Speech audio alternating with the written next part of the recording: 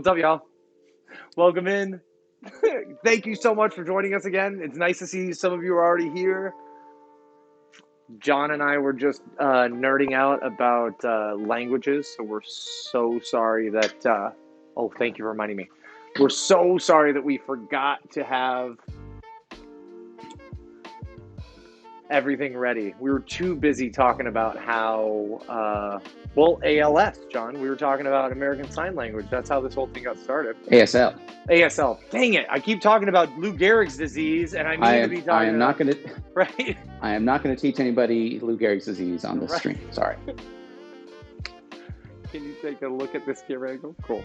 Well, as we were talking about American Sign Language, because of as we grow older, all of us are having a little bit harder of a time hearing once in a while, right? We were teasing Bree that we could always switch over to sign language.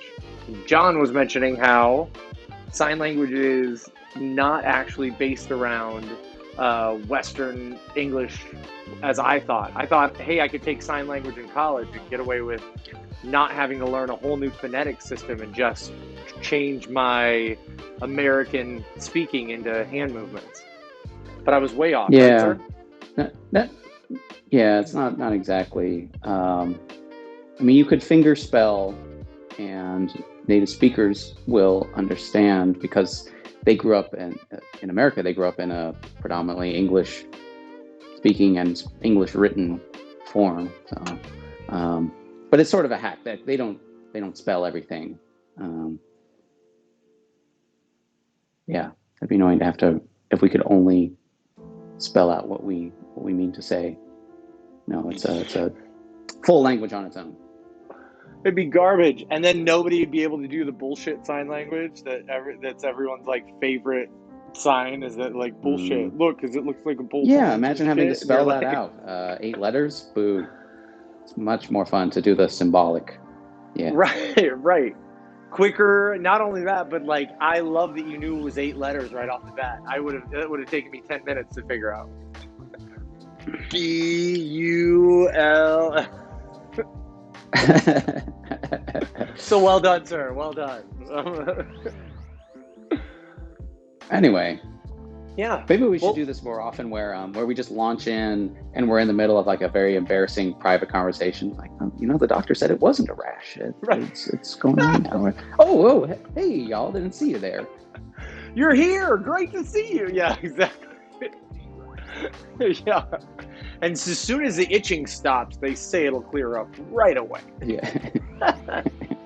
Well, so what are we actually doing here tonight, Billy? Tonight we're doing NA cocktails. We're doing Be Kind to Your Liver night. What did we finish with? It was all pleasure, less pain. Because as we do everything here. Oh, sorry, John. As we do everything here, I was just thinking we want it to be as elevated as we can. So we're just going to make these. These are going to be really nice, elevated mocktails. They aren't going to be your soda water and bitters or your juice with grenadine. But they're gonna get us there without making us feel worse tomorrow. That's right. And this comes up a lot in your private classes, right? Right. It's actually with all the private classes that I end up having, all the team building classes that we do for our corporate clients. Everybody wants to have a great experience, and we don't want to exclude anybody. Our motto is "You are worthy of good drinks." So To make that true, you're worthy of having a great drink, regardless of whether or not there's alcohol in it. So it's my mission to make cool, approachable cocktails, just minus the booze. And sometimes we're substituting them with things like Monday that we got here, which is so far my favorite zero alcohol gin or zero alcohol liqueur that I've worked with.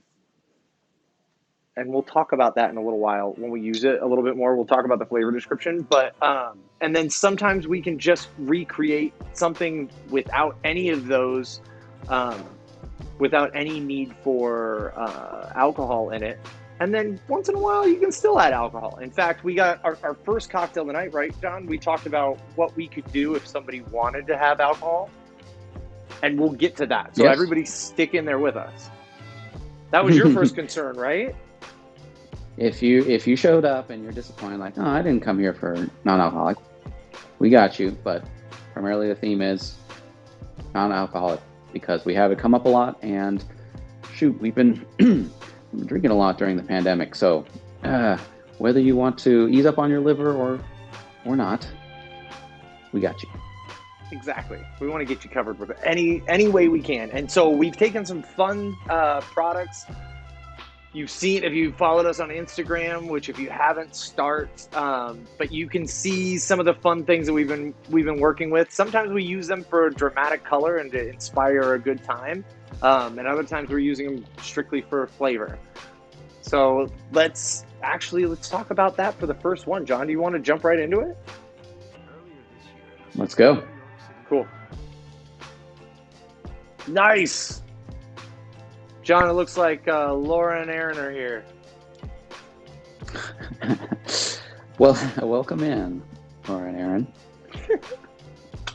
That's awesome. Thanks for joining us tonight. So what we're doing tonight is John and I are doing two different, slightly different variations on the same cocktail. I am doing a vegan version, and John is going to be doing a non-vegan version. But for any of those of you who are out there that have any nut allergies, especially to chickpeas, I'm using aquafaba to make a vegan version. But we're not going to do that for everybody. So John wanted to be able to make a non-vegan version with egg whites. Turns out just as great. Another option for taking this down. But it's interesting. We're going to be able to talk about it. There's not a huge amount of flavor difference, but there's a little one, right? We talked about the creaminess. Remember being like that? There's like that difference of egg whites have just a little bit. The protein strands are so similar, which is why aquafaba works to the chickpea water. However, the nice part or the difference with it is that the egg proteins tend to be just a different viscosity of creaminess, just a slight amount. So I'm really interested to see how John likes this particular version of this cocktail tonight.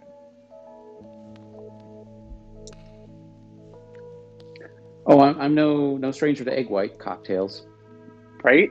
Well, with it being a mocktail, and then we'll let it for those of you out there that want to throw a little bit of alcohol into this one. We got several options for you. For this first one, we can either do vodka. I recommend rye whiskey, like Dickel Rye, or honestly, Wild Turkey 101 works really, really well with this cocktail. You could probably get away with Jameson or an Irish whiskey as well, but I wouldn't move to anything with any peat in it or any bit of smokiness. It's going to affect the flavors that we're working with through the cinnamon extract that we're going to be introducing, as well as the sumac. So be prepared. Let's get started, John. You ready? Yes. Cool. Oh, and you know what? I'm short one shaker and one can. Bree's going to help me out, everybody. Thank goodness, my fearless leader. Oh, good. Good. I don't have to entertain everyone while you walk off camera. John, you have a hell of a jig. I hate it when that happens. Which is? That's a dance. That's a dance, John. That's a jig. Oh, I thought it was a metaphor for something. No. Okay. I understand it's a dance. No, let's just never leave the camera, okay, Billy? One more with a barfly on it, too. Okay, look at it. I never do great in flair. I couldn't even twist this thing around in my hands. Okay, so what we're going to do with this one, actually, this particular cocktail, when I developed it to be 100% non-alcoholic. So we just actually figured out later on, because we had so many guests say that they like the flavor, thank you so much, and that they wanted to request it, someone wanted to request it with alcohol in it. We adapted that with the Wild Turkey 101 or the Dickel Rye. But it just started off like this. A great way to use up orange juice if you have it around, because we're going to use a good amount of orange juice to start this whole thing. And let's start with that part, right? So we have fresh squeezed orange juice. John and I always do fresh squeeze because we're trying to get as craft as we can. It's the easiest way for everybody to create out there too. You're not buying a whole gallon of something that you don't necessarily need. And remember, we've always done that squeeze and drop regal shake if you don't want to have to commit to even taking the time to juice something. We can guesstimate out there. So anybody who needs a little bit of that info, ask in the chat. If you have a whole orange, whole lemon, and a whole lime, we can just go there.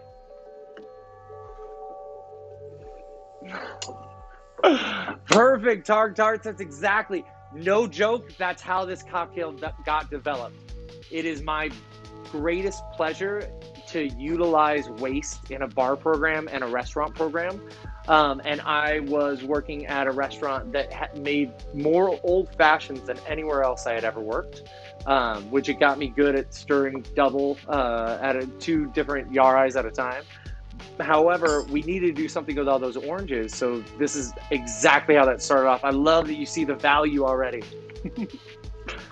So let's start with that. And for me, too many naked oranges from Negronis, because the orange peel in Negroni, essential. Hell yeah, it is. John, did I ever tell you how I yes, started... let's use up some oranges. Did I ever tell you how I started switching over to like a whole orange wedge in my Negronis? Yes, you did teach me that. I mean, I don't know why. I saw it. Yeah. There's a classic 2-ingredient cocktail, the Gibraltar, right? Campari and orange juice. Mm-hmm. It's awesome. So it totally makes sense to put a whole orange wedge in with Campari. Yeah, and it's that sweetened thing. I saw somebody sitting at a table in Italy with I was watching a video. I think it was Mind of a Chef, and somebody was hanging out in Italy, and with a whole wedge in there, and I was like, wow, that takes less time, and you actually get more orange in there than you would ever expect. I was able to omit the orange bitters then at that point. Yeah, actually, I do use it in place of expressing the orange peel. However, I won't lie. What I do is I put the orange wedge in. I don't leave it perfect. As I'm putting it in, I do kind of give it a little squeeze here and there. I don't mind having just a little bit of juice come out. The other thing when we're talking about Negronis that I always make sure that I do, as I was researching that particular cocktail, is the build of it was very interesting in that the idea was that you start with the ice and build it in the glass. And this particular cocktail, you start with a Campari. So as soon as it hits that ice, it starts mellowing out and diluting, spreading out through the glass. Then you add your sweet vermouth and your gin and go from there. But I would have never thought that there was a necessary order to it until I did that. And I really do, maybe it's mind over matter at this point or a placebo effect, but I feel like it tastes better that way. Even when I stir them in a yarai and then pour them over a big cube or something like that. So anyway, I digress. Let's get to, oh my gosh, look at, I'm slacking tonight. Well, it's because I was practicing. Do you mind grabbing me those jiggers right there and the strainer? John, I was so excited about making those drinks for Instagram that I think I left most of my bar equipment not at the bar.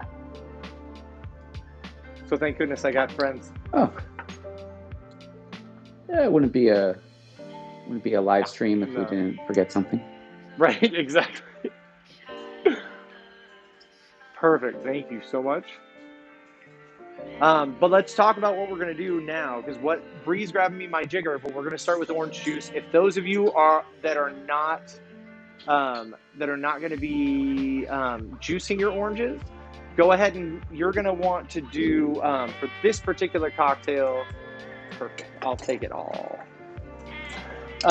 For this particular cocktail, you're going to want to do at least 3/4 of that orange in there. But you're going to want to cut it into 8s. Squeeze and drop each one in. You're just going to get a little bit. 7 would work as well. Or, yeah. So 6 altogether. 5 or 6 should work. You're going to get a little extra bite because of the pith that you're including in it with that Regal shake. but it's going to be delicious nonetheless. We're going to add enough other ingredients that's going to mellow out for you. All right, so let's start with, like I just said, 1.5 ounces of fresh orange juice.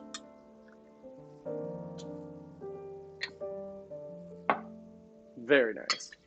John, I got the cutest surprise in my OJ today. Yeah.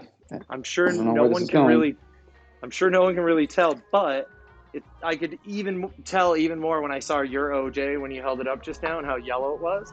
I had a Cara squeezed in with the rest of my oranges, a Cara orange with the rest of my navels. Right. So it gave me a little bit darker orange, a little more, almost a pink hue, because Caras are all reddish pink in the middle, on the inside. All right, so we got our 1.5 ounces. We're going to go to lemon juice next.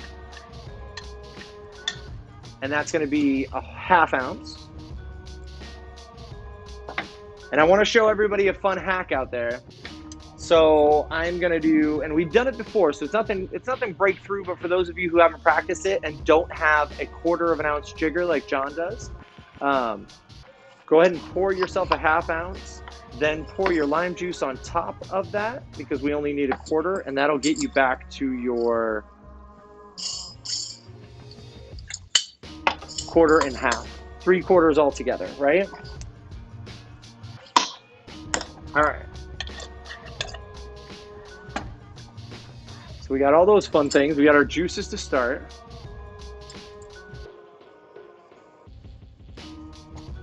And now John's going to do egg whites. I'm going to do aquafaba. We're going to go 3/4 ounce. He's going to go ahead and, John, did you already separate your egg whites?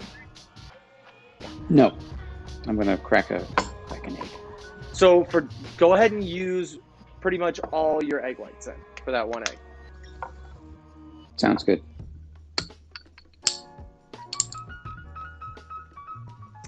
Now,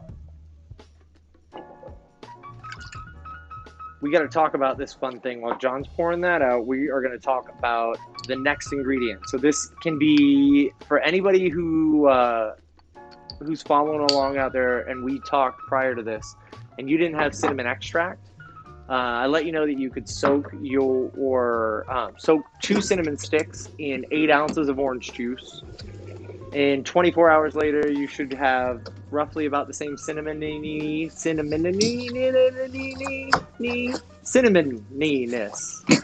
There we go. As we're going to get here. But I developed this cocktail again at a bar when we were trying to utilize stuff. And not only that, but we couldn't commit all of our orange juice to one flavor, which is what I just told you to do out there. And that infusing your orange juice with cinnamon. So my hack for that was to grab this cinnamon extract.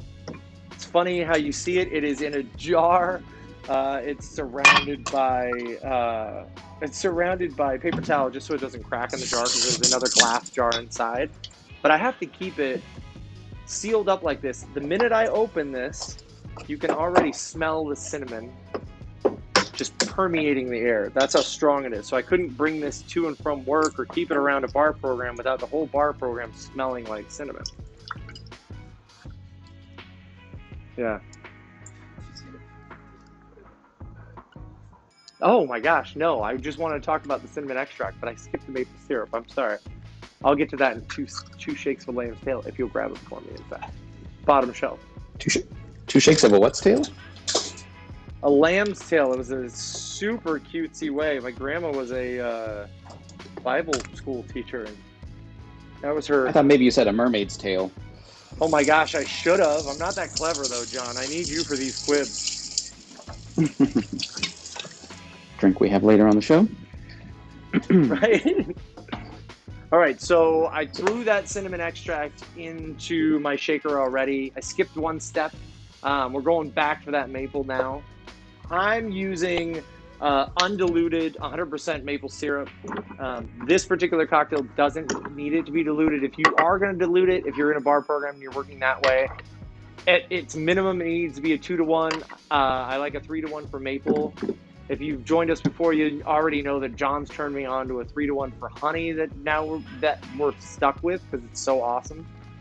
And yeah. So 1 full ounce of maple syrup. Now remember, this is a lot. It seems like a lot of maple, but it's providing viscosity. It's binding all those juices. We have a lot of juices in there. You also have the aquafaba, so it's adding its own flavor, and it's toning down, richness as well. And then it's also toning down that cinnamon. Okay. Make sure, again, that you're doing anything undiluted or a higher dilution rate like we've talked about before. Give it the time to actually drip out of your jigger. Their work complete. Are headed back to the lab. Testing group 1. That. Thank you. Oh my gosh, my cinnamon extract dropper, you gave me inside of a jar, so it's like a vessel within a vessel, and as soon as I open it up, it smells like Christmas. It's no joke. I cannot. And John, I even told you too, you have to keep it upright, right? Do you remember that part of it? Yeah. So any of these extracts are actually distilled products. So it's distilled cinnamon, so it's pretty caustic. In fact, this is my second bottle. If you happen to leave it tipped over sideways, that cinnamon extract can actually eat through the rubber top of a dropper. Thank goodness that didn't happen to me yet, but I found that out right as I was like letting mine just hang out on the side. So I just swapped them out real quick and we moved. All right, so what we're gonna do is we have everything in our little shaker. If you want to add alcohol, now's when you're gonna add 1.25 ounces.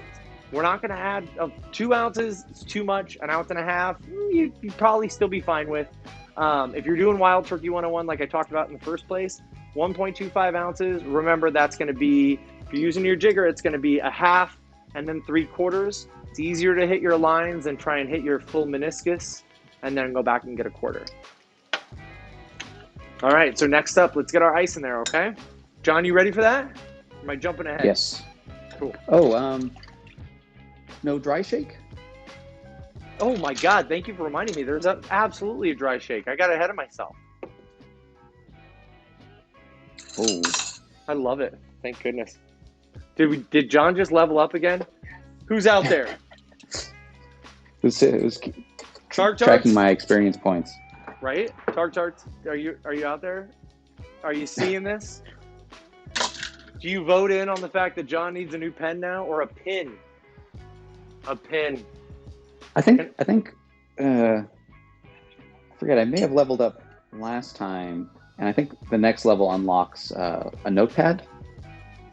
Yeah, we call them moleskins, John. Moleskins. A moleskin. That's okay. We'll get that. Yeah, and in fact, your first one is actually a larger moleskin than you might be expecting, but it's a beautiful one. Do you want to see it already? Larger, but it'll fit in these pockets. It'll still fit in your pockets. It still should fit in your pockets. Okay. No, I'll wait until I hit that level. All right, next in, I'll show you. It's already here. It's beautiful, pretty.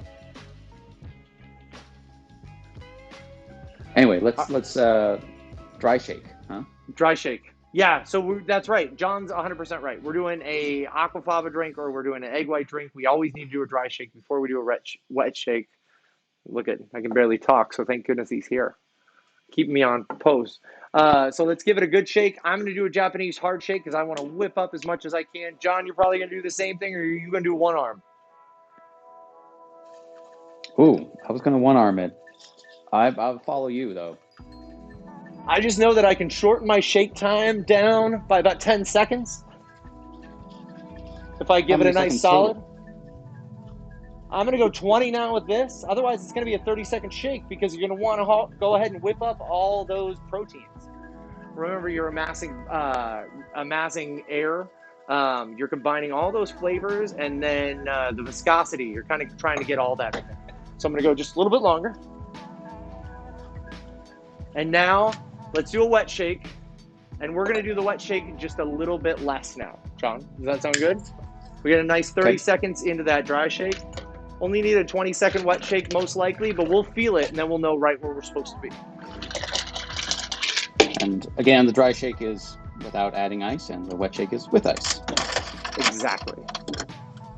Thank you for reminding all of our viewers of that. Well, we got some new ones tonight. Got to bring them up to speed. Do we really? I can't even see that. That's awesome. I can only see everybody in the chat. So if anybody's out there, I'm not able to see all of you because of how we have everything set up. Yeah, chat in, say hi. Let us know you're here. We want to acknowledge you. We're happy you're a part of our community, even if it's just for tonight. If you like everything you see, follow us. We're on Instagram. We're also following us here on Twitch. Let us know your questions, how we can help you make this drink. Exactly. All right, John, let's get shaking before we dilute too long. You ready? Okay.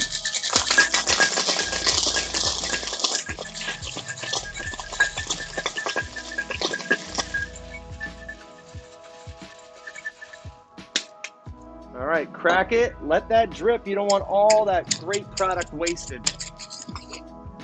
Alcohol or not alcohol, especially if you put alcohol in it, you're just wasting more money at that point, right?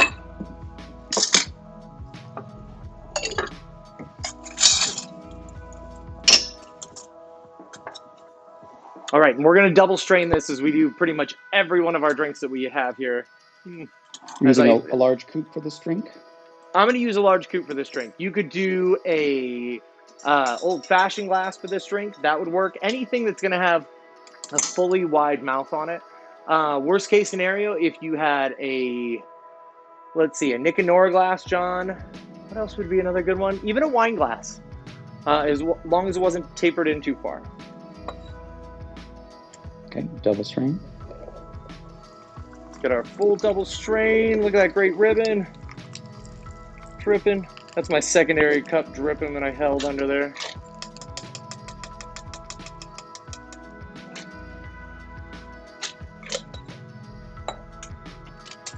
Look at that great whip. Now we're going to give this just a second. We want to settle just a little bit. We want that foam to come up. It's going to create just a little bit better of a top crust on this whole thing. And my favorite is that it, just like the picture that we were able to post on Instagram earlier, you can see a beautiful layering effect where you get 3 solid ribbons of color on here.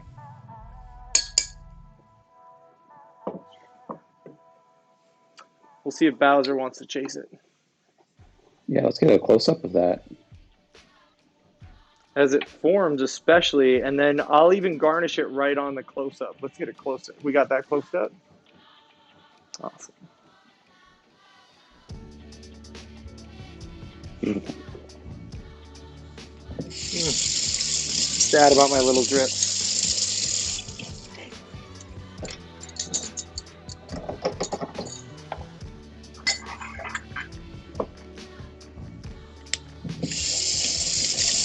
I got time to rinse stuff while it settles, right? I was just looking at Tarts, this part where I'm reminded that without ice in the shaker leaks if you zone out at all. Yeah, there's the other part for the two-handed shake, Tarts. You're 100% right. Sorry if you got any on you. That's why we always have our tiny shaker, or the tiny end of our shaker facing towards us so that we get at least ourselves and no one else. As bartenders, we like to do that at least. The other part to that is make sure you're popping it down, but that's why I like that Japanese hard shake. It ensures that I'm keeping my thumb either on the back of the shaker, which I have huge hands, I'm aware of, or we go right around the outside of the bottom part of the little shaker, and that helps keep it there. Because even for us, I don't know if you saw, I popped down halfway through and gave it another hit because it started loosening up for me as well. So hang in there. It's something we all have to deal with. It's just about practice that makes it easier eventually.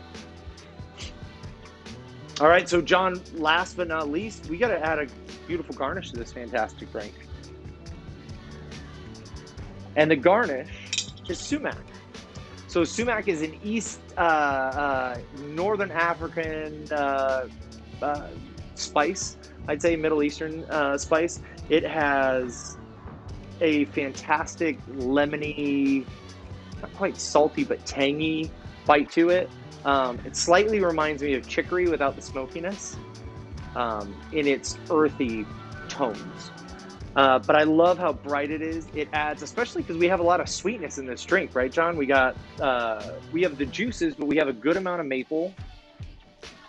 So we want something to like give us a nice bite to balance off that sweet cinnamoniness that we're going to enjoy the rest of the drink on. So let's grab our sumac now, and we're going to garnish going all the way around the outside of the glass so that we get a little bit of flavor with every sip. And here, I'll show you what I mean right now. Lucky me, I have the spinner to do most of the work for me. Oh, jealous. Thanks again, Kinderliff, if you're out there.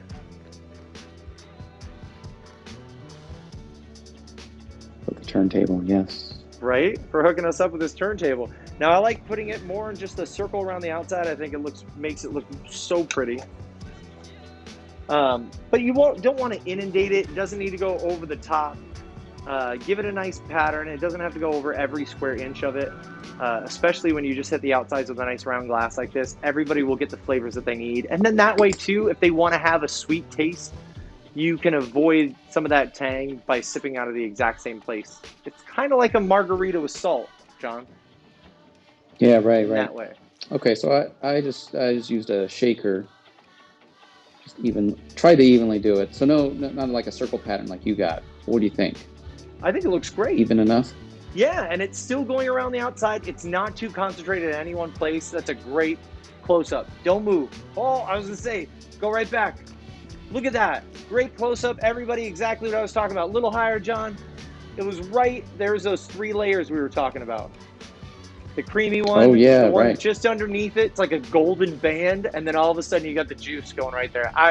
Everybody knows, if you know me, you know I nerd out on the tiniest details and stuff, and that's it right there for me. I love that shit. It's great. Let's taste it. All right. Cheers.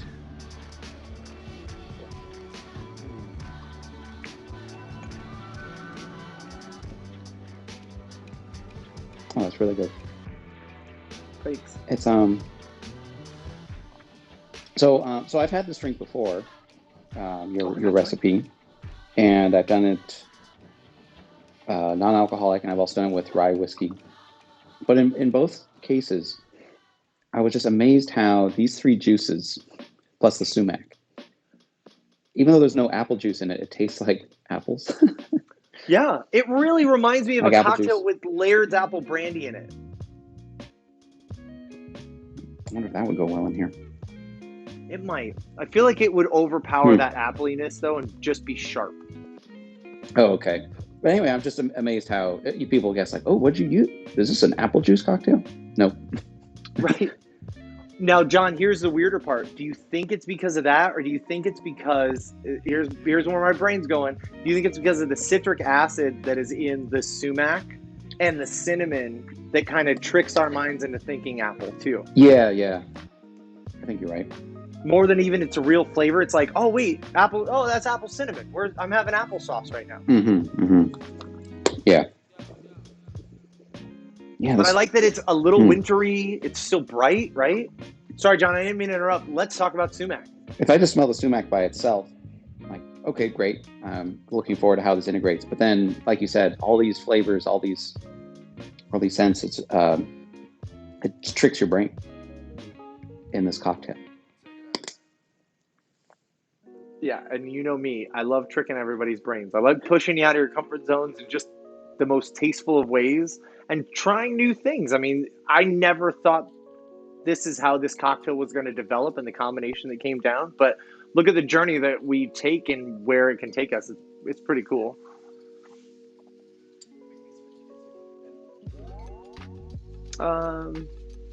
You can share that one if you want. I'm going to make that one for them, though. I have enough of it, I think. We'll see. I have my kids home tonight, John. Oh, it's been pretty quiet over there. I know, right? So they're hanging out. So they're being behaved. good. Right. I mean, actually, I would totally welcome it's on. a new thing. I would totally being behaved is new. or quiet, and into this in this particular part. It's that, yeah, they're doing great. I don't know where I was going with that, but I'm taking my foot out of my mouth. Well, really on a totally honest note, they're totally welcome back on the stream anytime. I enjoyed their appearance on New Year's Eve. Well, thanks. I'm glad that we got to have them. It seemed like it was a lot of fun. They really enjoyed it, and they loved making that mocktail. In fact, that's what we were just talking about, is whether or not I was going to make them another round of any of these mocktails tonight after I make some for our viewers out there. That's right. They could have everything that we're having, or the two cocktails that we're having tonight. Right. They're trying one right now. I'm not sure how they're going to like the orange juice and the cinnamon and the sumac, but they might really, really love it.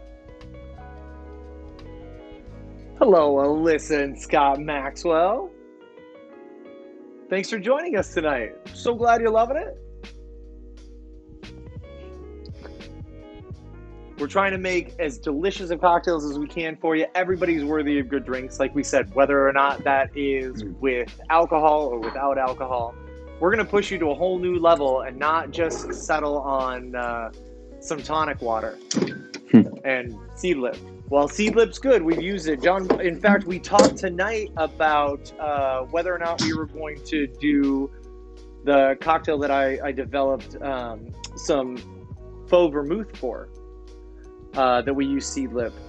It didn't end up going in that direction, and I love everything that we're doing instead.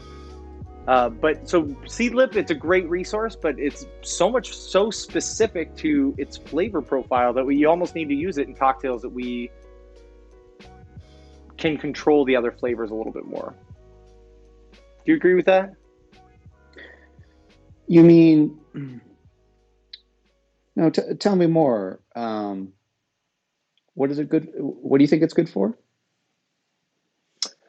Well, it's a very specific flavor. What I think my comment wanted to shed light on the fact that Seedlip is a good product, regardless of the idea that I just said that you were getting more than Seedlip and tonic water. Oh. Okay. However, that is how Seedlip is marketed almost right now, and because it works well with tonic water because it has such specific flavors. Even the cocktail that you and I used had to balance out two different flavors of Seedlip. Yeah, you did a Seedlip blend. That's right. Yeah, which worked really, really well. So it's interesting all that is being developed right now for the non-alcoholic spirits, we'll call them. But it's really cool to see people coming up with new flavor profiles, even low alcoholic. John, I don't know about you, but I've been getting inundated with Haas aperitivo ads like crazy lately because they know that I do things with alcohol. Yeah. And it is like a low proof aperitivo with like different aperitif, with different flavors in it. Yeah, I get ads for zero alcohol spirits as well. Yeah, tons. Which I don't think is a bad thing, especially in the world that we're in right now, and the fact that we all kind of a lot of us dove in pretty hard at the beginning of the pandemic. Even if we weren't already hitting it pretty hard before that. But John and I were talking about the other day when we were talking about show development. And we had both heard that people have actually there been an increase of people in the hospital due to their increased drinking. So we want to make sure that we can balance out everything that we're doing and not necessarily push you in a worse direction, but we'll give you a little bit of alternatives back and forth of what we can do, what we can work with. I gotta say, this is growing on me. It's been one of my most popular ones. I had it with alcohol. I was on the edge about removing the alcohol. It's like I said, it's juicy. Somehow that tricks your mind into thinking apple juice, but it's not just straight apple juice. It's got the foaminess, the fullness from the egg white, sumac spice. It's more than just any of its individual parts. Yeah. That is really creative. Thanks, sir. It feels great when it comes together like that, and you're like, wow, I didn't actually rely on just the spirit for this flavor, Yeah. or just these couple of things for the, because a lot of times that's where I start, where I taste a great spirit and I'm like, how can I adapt this into something I want to drink more often instead of just straight by itself. Have you ever during the day when you're trying to avoid alcohol, but you don't want water? You know that feeling where, like, do I reach for a Diet Coke? Oh, but that has caffeine. I want coffee. Oh, but those have caffeine, and well, I guess there's soda water. It's just fun water. Like I'm looking for something more, a more exciting beverage during the day. And I just think this is so much better than any of those. This is the mouthfeel. This is a true cocktail. Thank you. How cooler? I mean, can you get any cooler than to have something that you're like, wow, what? And that's how it started off. No joke. The first couple I made for people, I didn't tell them anything about it. Most people know that after you've sat with me a few times, you trust me enough that I'm never going to put anything disgusting in your glass. But I just gave them the cocktail, and they were like, "This is delicious. It tastes so strong. What kind of whiskey's in this, or what kind of vodka, or what kind of gin is in this?" Right. Every time I was able to just be like, none of them. It's just juices. It's awesome. What would have been fun is that if you watch them, you don't tell them, they don't ask, they just assume there's alcohol in there and they get drunk. Right. Placebo, Oh, that's a real thing. Oh, yeah. Totally. We've all watched it happen. Especially anybody who's tended bar has seen that happen, where you'll be, especially somebody who doesn't. I started off in a college bar. So my favorite was somebody who looks like they're probably not going to handle it well and starts showing signs of not handling it well. And you secretly switch their booze to not booze, and they don't know, which is even another tell. But then 2 hours later, they're still just getting not alcohol from you, and just, whereas any other person would sober up by then, be like, no, I'm totally wasted. This is amazing. I've done 24 shots, and you're like, that's great. Like, yeah, 20 of those shots were water, but that's cool, or pretty juice, But yeah, I love how these things come out, and the fact that we started off with trying to use up waste. That's my other favorite. I mean, that does feel really good inside, to be able to know that you can get rid of waste, or utilize product that you already have sitting around that you don't want to just go into the dump or the landfill, and you're just wasting money on it at that point too, right, John? Like, it's a viable product, and you've only just used it for peels. So it's a really fun thing to try and tackle in any bar program or any situation. It's I've seen so many great chefs out there, really, really, truly great chefs, on top of their staff, where sometimes you can feel like, wow, he really gave him a hard time about that, but they're making sure that nobody's throwing away like usable waste as much as you can. All your carrot tops you can make stock with. There's always these things that you can integrate those in. And I don't think culturally we are taught that or think about that unless you do work in that environment. It's funny to step out and be like, yeah, that's not common knowledge for everybody, but it's common knowledge for everybody in the restaurant. Well, a lot of people in the restaurant business. Yeah, I got a question about non-alcoholic drinkers. That is, you behind the bar. In Oregon, you're not allowed to drink while on the job, right? Only little sips to taste, right. Make sure, like, quality control, right? Right.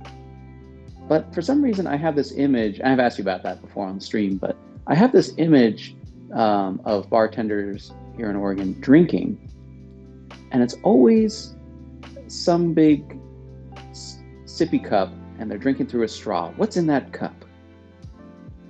Right. Well, it's funny. We all know that people snuck it in. We have to drink out of a sippy cup with a big straw, and that's for health code standards. And that has more to do with the fact that my mouth isn't getting anywhere near my hands while I'm making drinks for you, but I can still stay hydrated. Which is really important when you're putting on a 12-hour show. Yeah, so you got one. much longer than this one. Yeah, so you got one there. Right. That's perfect examples. I picture you doing that, and many of my other bartender friends here in Portland, I can totally picture them doing it. And the whole time I was wondering, was that a protein shake? Is that alcohol? What? Right. Health code. Well, I mean, I can't speak for everybody because everybody out there has known a bartender who has a problem with drinking and who drinks usually in excess behind the bar. And usually they're fired pretty quickly. It doesn't take a business long to realize that they are losing money. You can't give the right guest interaction, really. You can't give people the same kind of quality that they're looking for, and that the kind of quality that I want to give as far as an experience if I am not at my best. And if I'm wasted, I'm not at my best. I might feel great, or think I'm at my best, but I'm not at my best. Yeah. I thought so. And then go ahead. No, go ahead, finish. You thought what? I mean, I didn't really think it was alcohol. Like I knew, bartenders here were pretty good, law abiding, as far as drinking on the job. But I saw it so often. I thought, like, are these bartenders all just coming straight from the gym with protein shakes? What is in there? I really thought that. Well, it's funny though. Like, all of us have something that I'd say yerba mate the last 2 years is probably going to be that, and like kombuchas are probably the highest on bartenders' lists if it's not just water. But you'll see people trying to suck down a milk protein shake. I do it at work and then hurry up and wash my glass and try and do that. Especially when we met and I was managing a Furi, I was working 16 hours some days. So like I was surviving off protein shakes and Cliff Bars and would be there in the morning all the way until 4 o'clock at night and in the next morning. So yeah, it's a physically demanding job. So you are needing to replenish those carbohydrates and proteins as you're going. Because think about it, like Totally. Most people play basketball for an hour, like as a hobby. But we're moving, shaking, using all your body, running up and down stairs, running 2 tables, all those things the entire way. And it physically feels that way on your body. Like you're tired, you're an athlete, your legs are stronger, and yeah, you're toast by the end of the night. So you need all those good things. Right. Soda water with some juice was my way to go. Uni Ebby, I don't care as long as you made it. I'm Alex. Welcome back.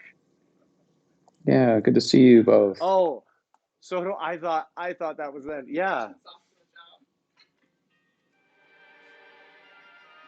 I'm wearing compression socks right now, so welcome to the party.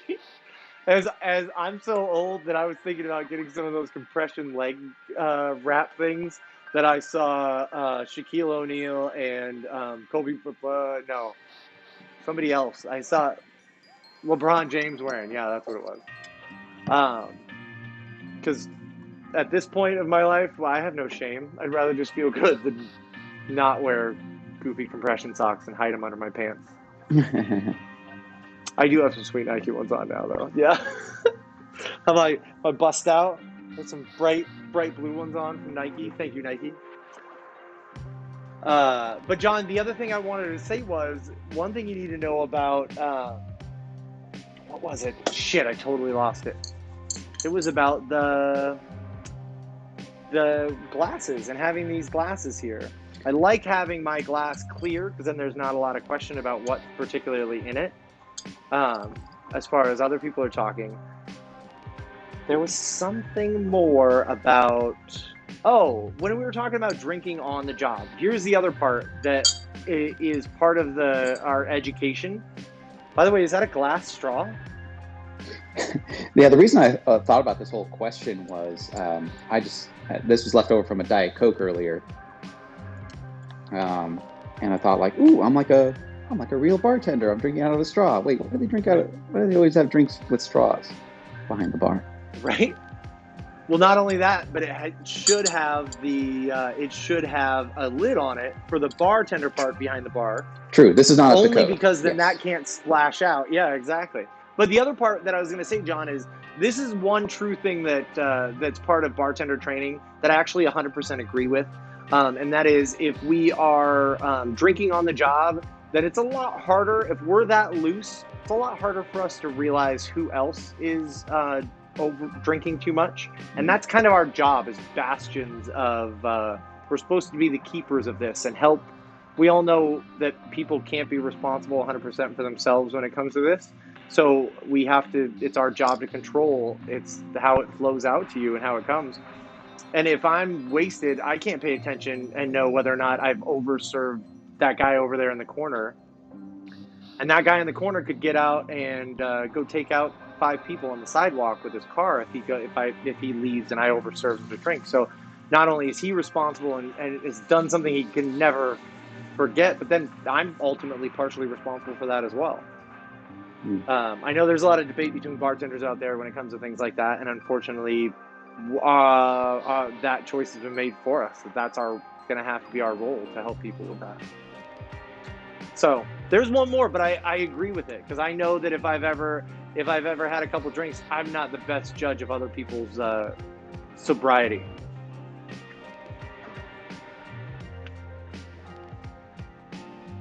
So, you getting texts? Somebody hit me up on the down low? I was actually turning on Do Not Disturb mode. Oh, that was nice. Nice. I just remembered to do it. I did it when we were practicing earlier to make sure everything's set up. I did it so soon that I realized people were texting me in between our break time. John and I always try and set up and then give ourselves a couple hours in between our setup and when we come join everybody on the stream. And I realized all of a sudden I had my neighbors texting me and stuff like that, and I had no idea. I'm getting back to people. Oh, sorry, my phone was on Do Not Disturb. Yeah, I just want to be totally focused on the stream, nothing distracting. I don't think our OBS, our stream setup has any risk of like text messages popping up on the screen, but I love it in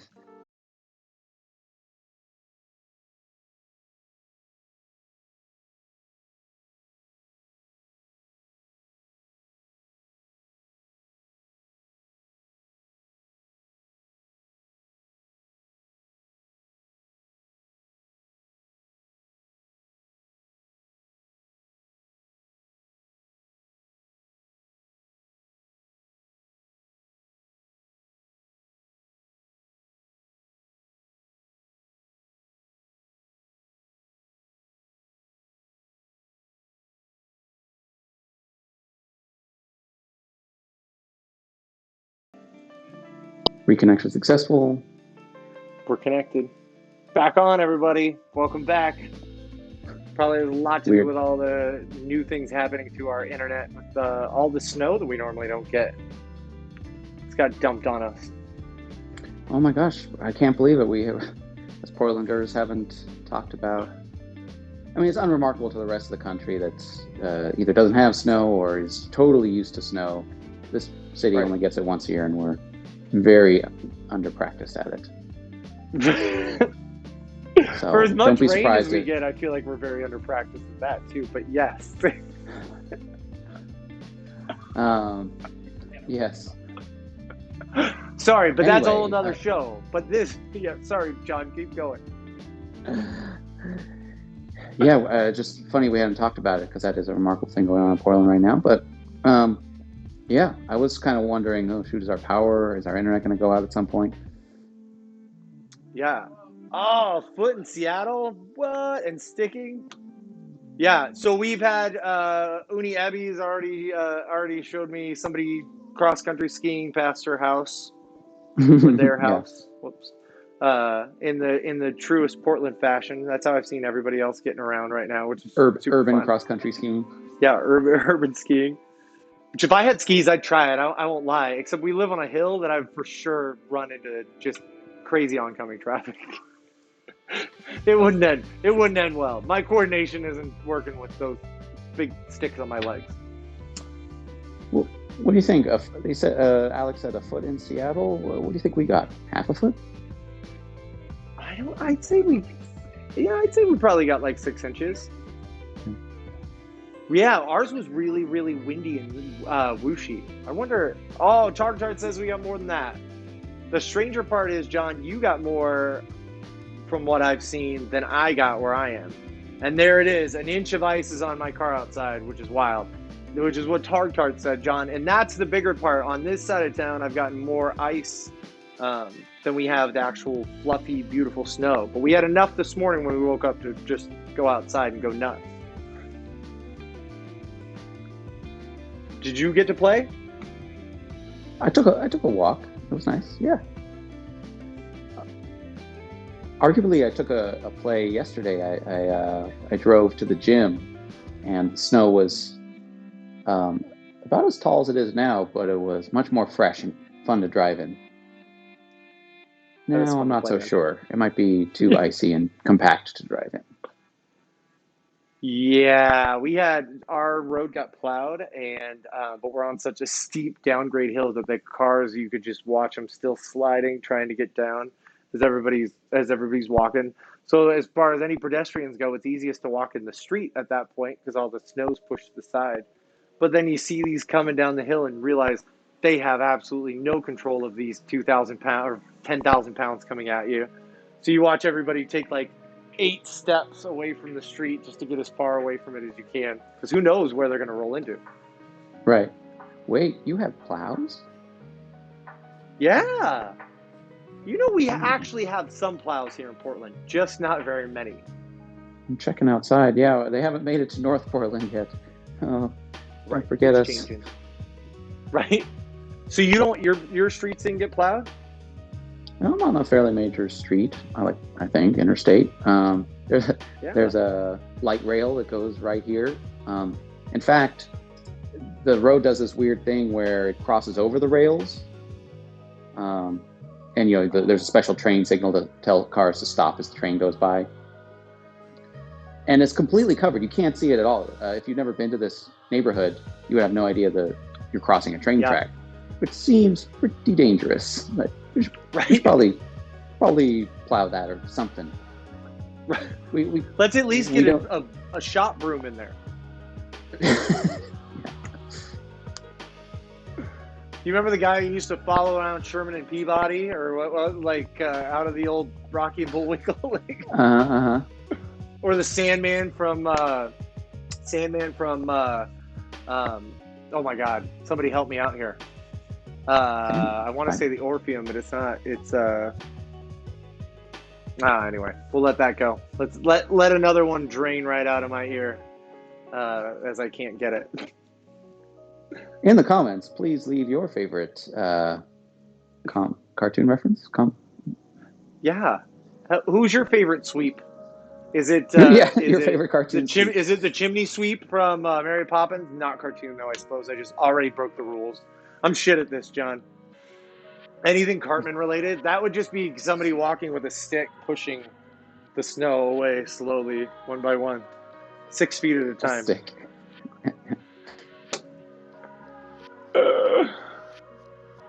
So we got cinnamon, we got all that great tasty stuff. Talking about our microclimates and all the weird things we got going on around here. How are you feeling about drinks-wise? Should we move on to our second drink of the evening? Should we? I definitely think so, because I know that I have a few of these in me. Not only am I going to make one, I'm going to double up and make this twice. I'm going to make enough for us to show you, and that for Bree and I to share. And then I already have people banging down the door since the kids are home for this stream this week. We're going to make sure that we give them their fair share of it as well. Does that sound good? So I might be shaking after we poured the first one, but it'll be great. Cool. Let's zoom in real quick, John, before we do. And everybody, if you joined us for our opening scene, you'll see Bowser was chasing this Monday 0 alcohol gin that we're using tonight for the secondary cocktail. John, like we talked about earlier, I like using all these products, and I like using them not because they're 0 alcohol, because as you can see, we just made a great cocktail with no fake spirit or faux spirit in it. But this particular one, I wanted all of its flavors to combine with the rest of the flavors that we're going to use. And that's because, did you get a chance to taste it by itself, by the way, yet? Yes. Yes. Okay. I don't have this. This is a cool bottle, but this is not the Monday bottle. That's on your screen. And I opened it and I smelled it. I couldn't believe how much it. Yeah, it smells just like gin. It's got a Taste good bite. wise, and it does have a bite. Taste wise, not gin. It's something else, but yeah. Anyway, sorry. Yeah, it's good. I'm curious how If you're it going to is use something else, what else do you pick up? Do you pick up any? Smell it one more time, or even taste a little bit of it. Let's taste it on the it. air right now, and tell me what it is that you're picking up. Because I want to know if Again, it's. I don't want to suggest what I'm picking up yet. okay. Again, smell wise, I opened it up and I thought it was gin. But let's go. I love Let's that do another part. taste.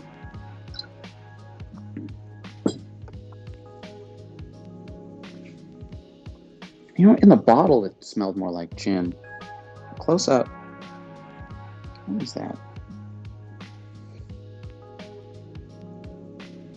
While you're tasting, I want to take a second to thank everybody again for Oh, joining gosh. us. The fact that you show up every other week with us, it means the world. It's really awesome to have you all here. So thank you again.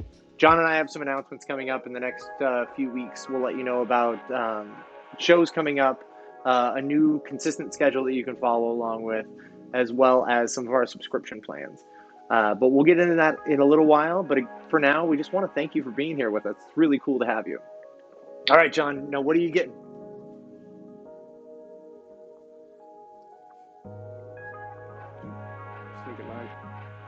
Yeah, that's crazy. It does have that really peppery bite at the very finish, reminiscent of alcohol, but not alcohol. Yeah, so sort of a peppery bite, but then when I get up close, with just a small amount, it doesn't smell too much like gin anymore. It's more like, what is that? Feels like a childhood drink, like almost like a Kool-Aid. That sounds bad, or like an energy drink. No, not energy. Oh, there drink. you go. There you go. You're not too far off, I don't think. Not like a caffeine energy drink. I mean the electrolyte, like a Gatorade or something. Like a Gatorade. Yeah. I'm with you. I'm with you on that. But with a bite. So smell wise, I could be there with you. Smell wise, I almost want to say like a squirt mixed with like that clear Gatorade that was lemon lime, not the Gatorade that is like yellow lemon lime. And here's me. Right. Welcome. Bree's dying right now because she knows that I have a specific, not just any lemon lime Gatorade, because it's not any lemon lime Gatorade. It is that clear when they tried to make. Yeah. Whereas you get this, so you have hints of flavor and essence, like orange or lemon and lime, as well as like a good presence of citric acid in there, right? As far as the smell, that's why and then I get a little grapefruity on the nose. Now when I taste it, the first two, or the most predominant flavors that linger for me are ginger and lemongrass, as well as the citric acid. Then you have that like tang. I think that's what helps it with that bite. There are other botanicals added in there. It's not overtly gingery, but I've juiced enough ginger and worked with ginger enough over the years, as well as raw lemongrass, to know that they have that slight citron, or the lemongrass has a slight citron hint to it as far as its aromatics on your flavor, on your palate. And the oils that are in there. And then you also have the ginger, where I think that's where the bite's coming from, and a slight amount of heat. Because that's one of the great things when you and I make all our great, how juniper forward is it? It is not very juniper forward. I'd say if there's any juniper in there at all, because remember, juniper is not a super, it's pretty expensive. It's not really cheap to get good juniper. So most places aren't jumping at putting like great, fantastic botanicals in there. I think I'm the only kook right now that's really trying to put in like fantastic high-end botanicals into these fake spirits that I'm making. It's not necessarily cost effective for me to like create a company and bottle it out of it, but it's sure fun to make flavors for everybody to be able to try that they can still appreciate. So not at all. There's almost no juniper bite to it. Which would be one of the main flavors of alcoholic gin, right? It would be Almost always. Always juniper. Some of my favorites. So you're always going to have some bittering botanicals in there. Orris root. Never really gentian. That's always going to be in things that you're going to find that are a little more yellow and a brighter, more tannic bitter to it. But things like cassia wood, or did I say orris root already? Orris root is something Aria uses that I really like. Grains of Paradise is another great, and that could be in here. Oh, now that we're talking about it, that could totally be in here. Grains of Paradise, although it's crazy expensive, is delicious. It has a very aromatic spice to it, and when you bite in, they're teeny tiny grains that are used in gin development. But when you bite into it, it has this weird peppery mix, John, of ginger. I'm going to miss something, so I have somebody like follow up on me and tell me what I'm missing here. But we're going to do ginger. There is a huge bite of cardamom in there, and a little, almost like it's not Szechuan-y peppercorn, because we've done that before, right? That's very tannic and a lingering spice. But imagine that kind of tingle that you get on your tongue from Szechuan, and a little bit of the numbness without the same flavor. As you know, I like this shit way too much. I like talking about these flavors way too much. So everybody forgive me. Alex, we're loving having you here. Thanks for liking the show. Thanks just for showing up. It's cool to have you. All right, so let's get into it. So we're going to do the Monday gin. The reason I want that ginger and I want that lemongrass is because we're kind of going fun tiki today. If anybody saw it, we're doing the Mermaid's Tail, and I had so much fun getting those pictures taken. And for our Mermaid's Tail, John, because I am nerding out on trying to show people all that we're working on and developing, I'm finding these cool old vintage glassware all over town. And these are definitely fish scales, aren't they? Put them on there for right now. Nothing like having a cool fish scale pattern built into your glass for something called the Mermaid's Tail that even helps it look better. Oh, I love so unique glassware. But for me, so I don't have anything scaly or fishy. You recommended Collins glass? Collins glass for sure. Highball glass with some ice cubes, yeah. Yeah. For John, actually, Bree, will you grab me a couple of BFCs? I'm going to put BFCs in these just to bring up the height a little bit, and make it pretty. John, for yours, just to make it look the prettiest, and to help your garnish stay in place, go ahead and grab your cubes now, and let's go at least four high in cubes, so that it's almost right where your 1 inch cubes are. They should stop basically at the rim of your glass. Yeah. Or sounds just right. under. You want to place those now so that it's... Or glue. Yeah, let's place those now, because we're going to get into this pretty quick.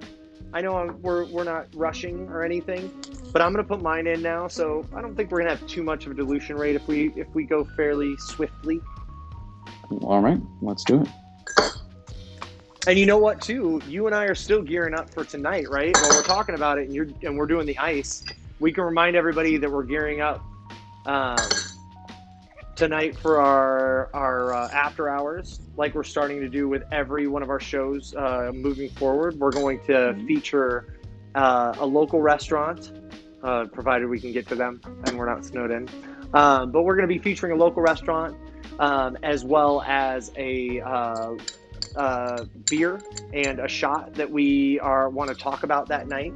As much as we can, we would like to focus on the beer being local breweries that we can help out. If some of the restaurants that we're featuring, John and I practice, Bree, John and I all are going to eat together. We're going to do a little mukbang style for you, and just kind of walk through how it is at the end of any shift, where we're all sitting down, having a drink, decompressing, eating. It was so much fun when it happened by accident that we want to keep that party going. So if you want to join us, we're going to do that around 8:30. But yeah, we're not in any big rush. We got lots of things planned for today, so that's why I figure we'll be in good shape, right, John? Yeah. Yeah. Looking forward You're to the already ready? authentic after hours experience as a bartender. Hell yeah. You're earning it, buddy. All right. So you got your ice. I got my ice ready to go. Let's build this cocktail. And like I said, I'm going to double it. I'm going to walk everybody through it in a single, as if I'm only making a single, and then I'll just go ahead and double it as I go. So if you're seeing me do it twice, hopefully I don't get too distracted and fuck it up, but I'll do my best. All right. Oh, this is a shake and drink. So This is a shake and drink. Okay. So we're going to shake this one up. I forgot. Yeah, we didn't even talk about this. You've just seen it peripherally, right, John? This drink I have not experienced before. So this drink is a fun one. It came to me in making. I took a little break inadvertently from drinking. I didn't plan it. It kind of worked out, and I kind of went with it. So since I hadn't had anything, there was a night that I felt like something, just like you said, John. I was like, I don't want water. I don't want coffee. Damn it! What the hell? I don't want a big glass of milk. What am I gonna do? What am I working with here? And my kids, I always have, especially for the one snow day a year, I always have syrup around, like Tonali syrup. I'll show everybody, like this right here. Tonali syrup, like everybody's remembered as their barista, their coffee shop. Most places, Italian sodas. This is the first kind of ingredient I ever had with an Italian soda. We keep them around for snow cones and snow days, because then you can just pour it right on the snow and enjoy yourself. Yeah, because we're raw like that. That's how it works. But I had that, and I had coconut milk, and I kind of just went from there, John. And this one turned out really, really well. I'm happy with not only how pretty it is and unique looking it is, but the flavors are really good for me. They feel just like the other cocktail, close to a real, or just like the other mocktail, close to a real cocktail. But it's also going to be so cute and bright blue. I don't have to fight with my kids. They can have some of it. I just make them their own, Okay. and you'll see. Oh, if anybody doesn't have the Monday gin, that's a great question, Bree. Bree was wondering if nobody had the Monday gin out there, what they could be using. Let's see. If you didn't have any faux spirit at all, you'd have to shake this longer. I think it would need a little bit of ginger syrup, probably about 1/4 of an ounce, depending on the actual flavor, because you don't want that to overpower. But if you did 1/4 ounce of the same ginger syrup that John and I would normally do, where he and I both have two different processes that we both appreciate for two different reasons, but ours are usually a little bit spicier and have a little bit more of a bite to them. So that's why I'm sticking with that 1/4 of an ounce, and probably a whole ounce of water. And you should be fairly close from there. The only other problem for everybody out there is another big component to help us get the flavor where we needed to be was a Thai bitters. And we'll get to that in a second, but that's something that I created. You can DM me if you want to get it from us before the Etsy shop is complete. But in the meantime, Noble Bitters Thai. Yeah, well, we'll talk about that in a second. John, do you want to talk, or you want to talk about it now? Do you want to? Should I tell everybody what's in that one now that we've vignetted it?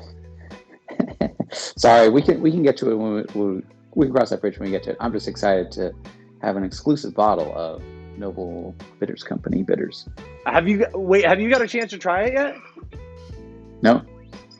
All right, let's try it. Let's do it for everybody, just because. Well, I want to, for anybody that's out there, because John reminded me that we have a lot of guests that haven't been here with us before. I want to remind everybody the proper way to enjoy bitters or to taste bitters for the first time, so that you actually have it hit all the places on your tongue that you need it to really understand the flavors that you're trying. So as we do this, I love how bright green this is, by the way. I don't think we're going to get the right contrast with the colors. Maybe there. But maybe it'll come through. So Thai bitters for me, this particular bitters I developed with all my quintessential flavors of Thai. So what we're going to do, John's already got it right. We're going to put it right here on our hand and drip it right onto the soft spot. I'm going to do 2 drops because I have a big tongue.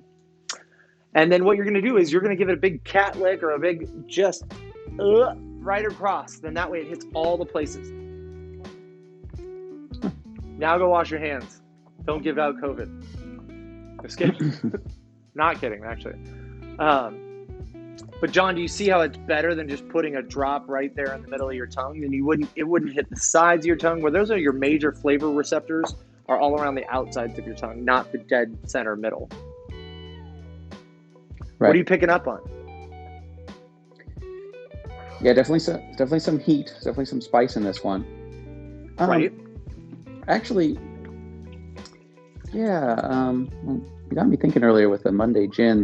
When I said peppery, I really meant, as you said later, gingery, a ginger or lemongrass, and I kind of get that here. That sort of spice, that sort of pepper, spice. Yeah, spiciness.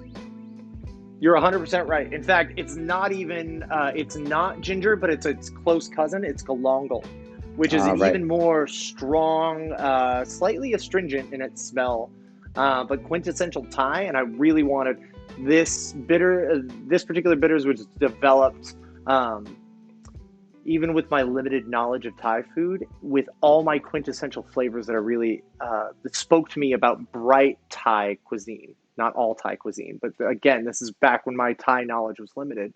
But we're using galangal. We have pandan, a little bit of pandan in there. We have Thai chilies. We have makrut lime, lime leaf. We have regular limes dehydrated, and then we have our essential bittering agents that we're using, which are several different kinds. I always change bittering agents depending on what the flavor profile that we're trying to come up with. And I like this one. This also has a touch of fenugreek in the background of the whole thing. It weirdly rounds out with a little bit of curry, but it doesn't stand out hugely. Okay, so let's get to it. Now that we talked about that, let's start with this, and we're doing coconut milk. John, tonight we're both using Arroyo D. Yes. And this one's one of my favorite flavors. I like it for its viscosity. I like it for its, it's a little bit easier to pour, especially when you get it in the Tetra Paks. And the flavor-wise, it tastes like young Thai coconut to me, as opposed to, let's say, just the coconut cream that you're going to get from the grocery store in a can. It's strange, but leave it to me. That's my job, is to taste all the different kinds and see what fits better. And this one's more consistent as far as the flavors that I want and need, rather than just a opaque creaminess. This, you actually really taste coconut. All right, so let's do 2 full ounces of this one, John. Yes. And remember, everybody, we're going to do it, and it's going to be probably the best way we could ever get it for everybody to see. John, you can do it too. Oh, I already spilled right on my meniscus. Right on my meniscus. I got a towel. I'm going to spill more anyway. Look, Bree's looking out for me. You know I'll make more of a mess, especially with all this stuff. But I'm good at cleaning afterwards. Okay, so next up, now is when we're going to throw our Monday gin in. We're only going to need 1.5 ounces of that.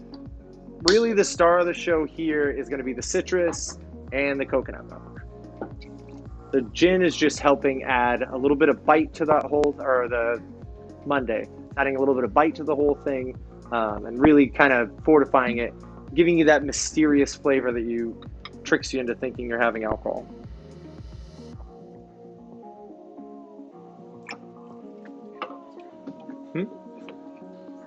Yeah, it is. It's botanicals that are in there. In fact, that's the coolest part, is that most of these that are being made, John, are being made by true distilleries right now. Most of these non-alcoholic spirits, they're being made by true distilleries. So a lot of them are still being distilled. They're just not taking the time to actually ferment and do that process to create it in an alcohol form. All right, So 1 ounce of, we're just doing non-alcoholic blue curacao, still flavored syrup. Now, John, we've talked about, if anybody doesn't know curacao out there, you and I have talked about different kinds of curacao that we both enjoy using.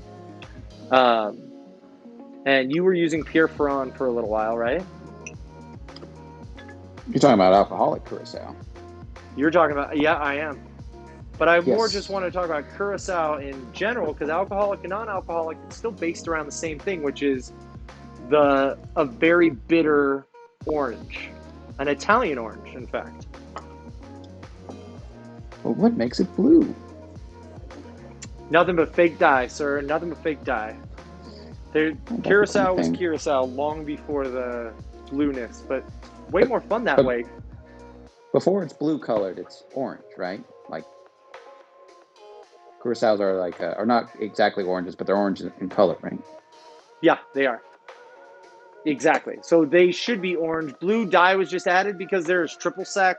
There's and if we just think about like Italian and French and all those different regions, we have Grand Marnier, we have Cointreau, we have so many different styles of orange liqueur that have probably helped in its popularity. I won't lie, having a little bit of unique blue color to the whole thing. But that's added way afterwards, whether it's a syrup or not.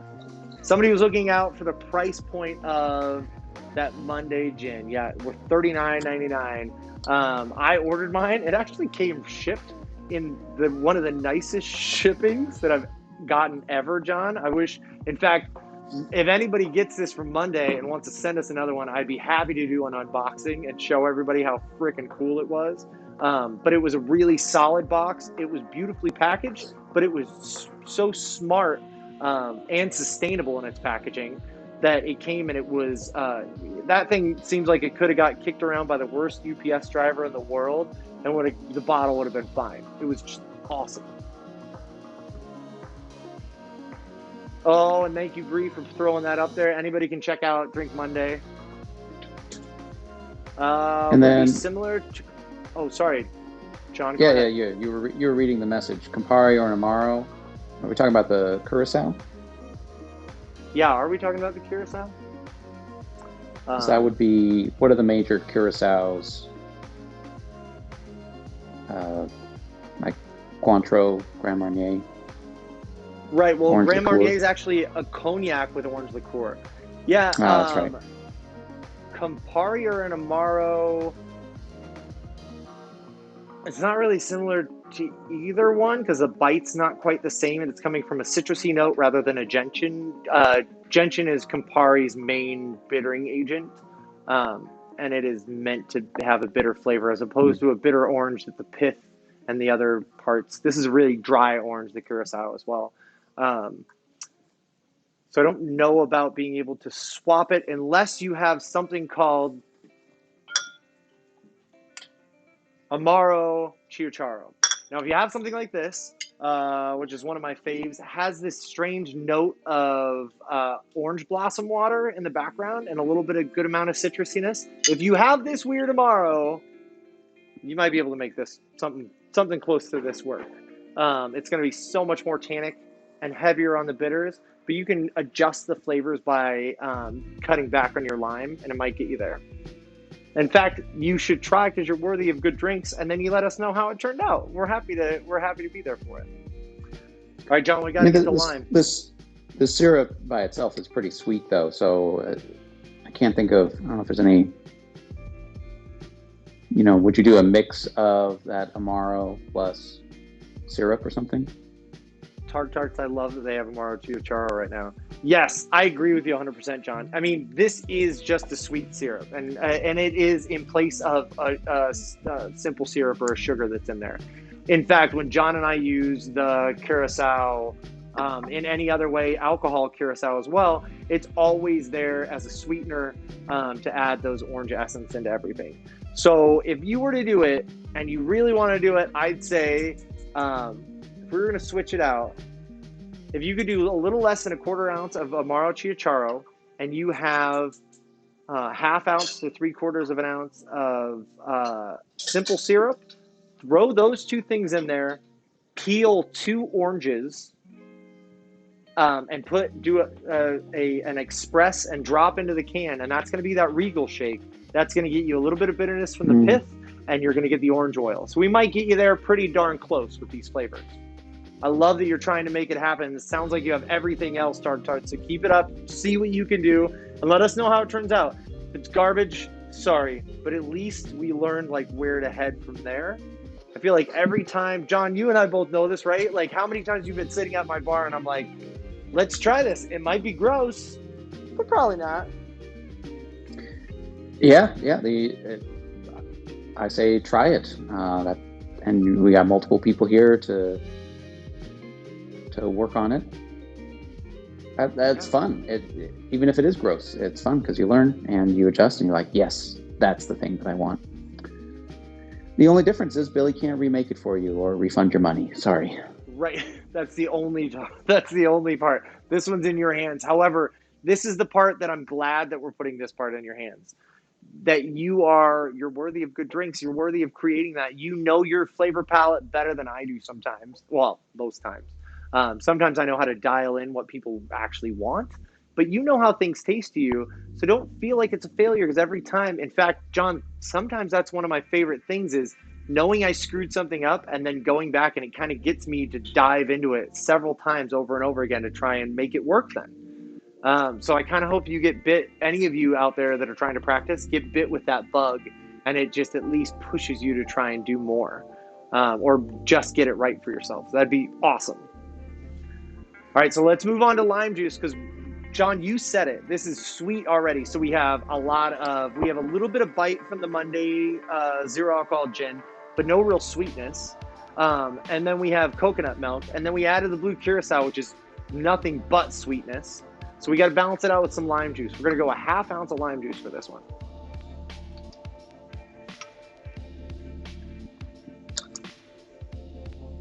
And my favorite part about this is, John, the ½ ounce of lime juice is pretty quintessential because that is going to be the thing that makes you keep going back for another sip and feeling like this is more of a cocktail, an alcoholless cocktail, than it is just a blend of cutesy blue juices.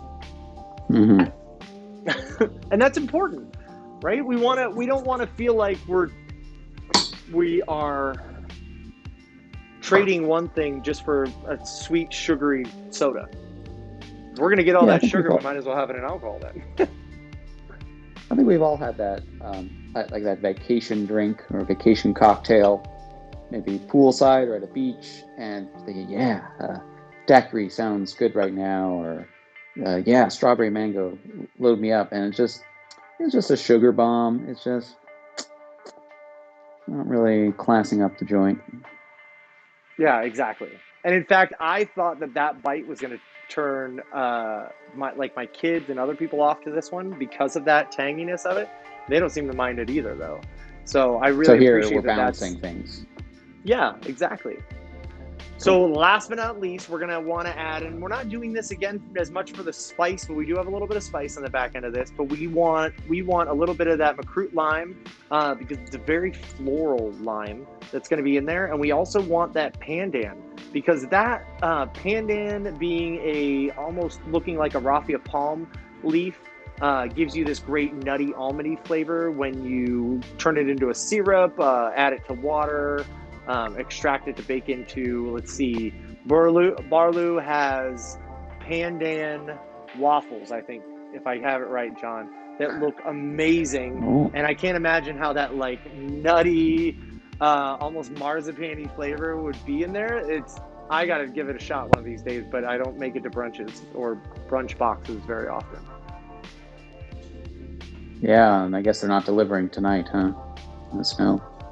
No, everybody's done. Oh man, we should have had it otherwise, right?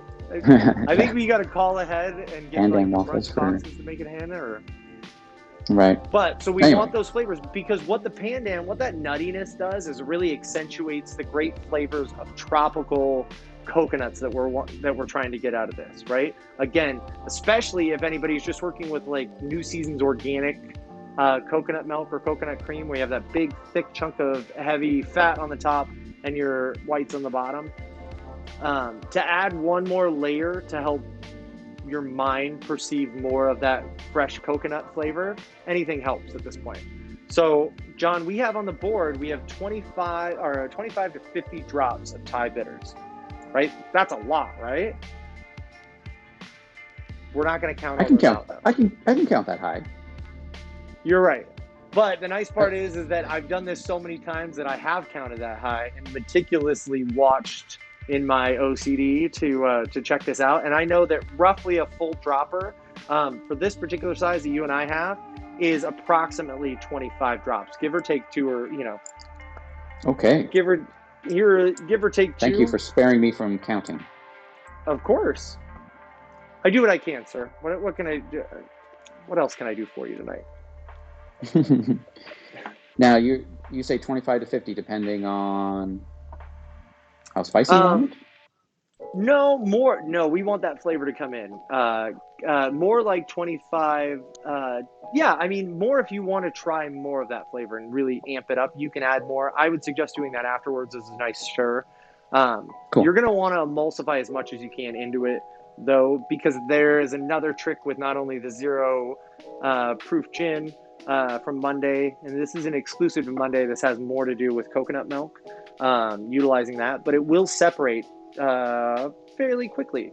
So when we emulsify it, we don't want to have to necessarily add a bunch of bitters in and keep stirring it and keep it going after that. Does that make sense, John?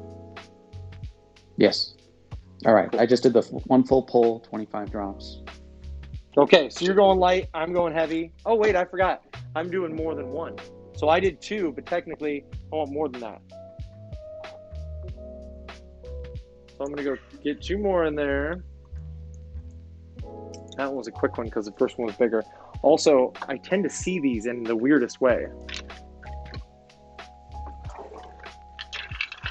Like, I've been working with these droppers for so long, John, that I can already see like when one's just a little bit less than the other. Okay, so I have all my ice. I just drained any of my extra water because everybody knows I like getting my ice done ahead of time for these shows. And seal this one up. Now, this one's not aquafaba, and thank God John stopped me earlier because I would have popped the protein strands with the ice for the dry shake, wet shake cocktail. This one's just going to be a wet shake, and it doesn't have to be over shaken either. The other part, John, before we do it is, new trick to this one is we're going to shake for chill factor, and we are not going to double strain it. I know it almost seems blasphemous. Okay. In my eyes. Sorry. No, you're good. I'm going to start shaking it. I was prepared for the dry shake. Okay. Well, right now, so remember, while we're doing the dry shake and wet shake, the dry shake is to emulsify the protein strands and add air to those when it comes to the egg whites of the aquafaba. This, the protein strands are actually, there's less protein strands, more fat strands that we're emulsifying by adding the air, whipping the air into it. So go ahead and just pop it up. Go ahead and give it a good 30-second shake, if that. And everybody, like we talked about before, you'll start seeing your edges freeze. You'll feel it. You'll know when your drink's fully chilled. I'm going to pull this down.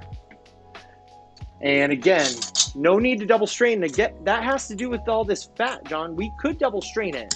But what's going to happen is you're going to get a bunch of coconut cream fluff in your strainer. And you're not going to get some of that same fat that you want for viscosity in your cocktail. So what's really the point? It's almost like you're cheating yourself. Thought I was spilling.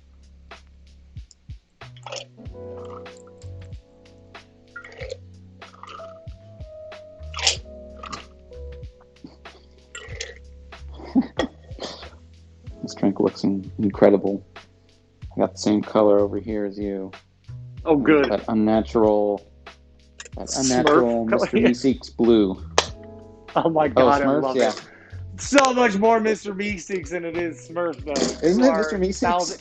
Yeah, it's 100%. In fact, John, how did we not call this the Mr. Meeseeks now that I'm thinking about it? We could have put it, yours is going to be closer because it's going to be a tall column glass. and it has some tufts. It's going to have tufts of orange and red hair on the top because of your reverse blood orange. Hey, look at me!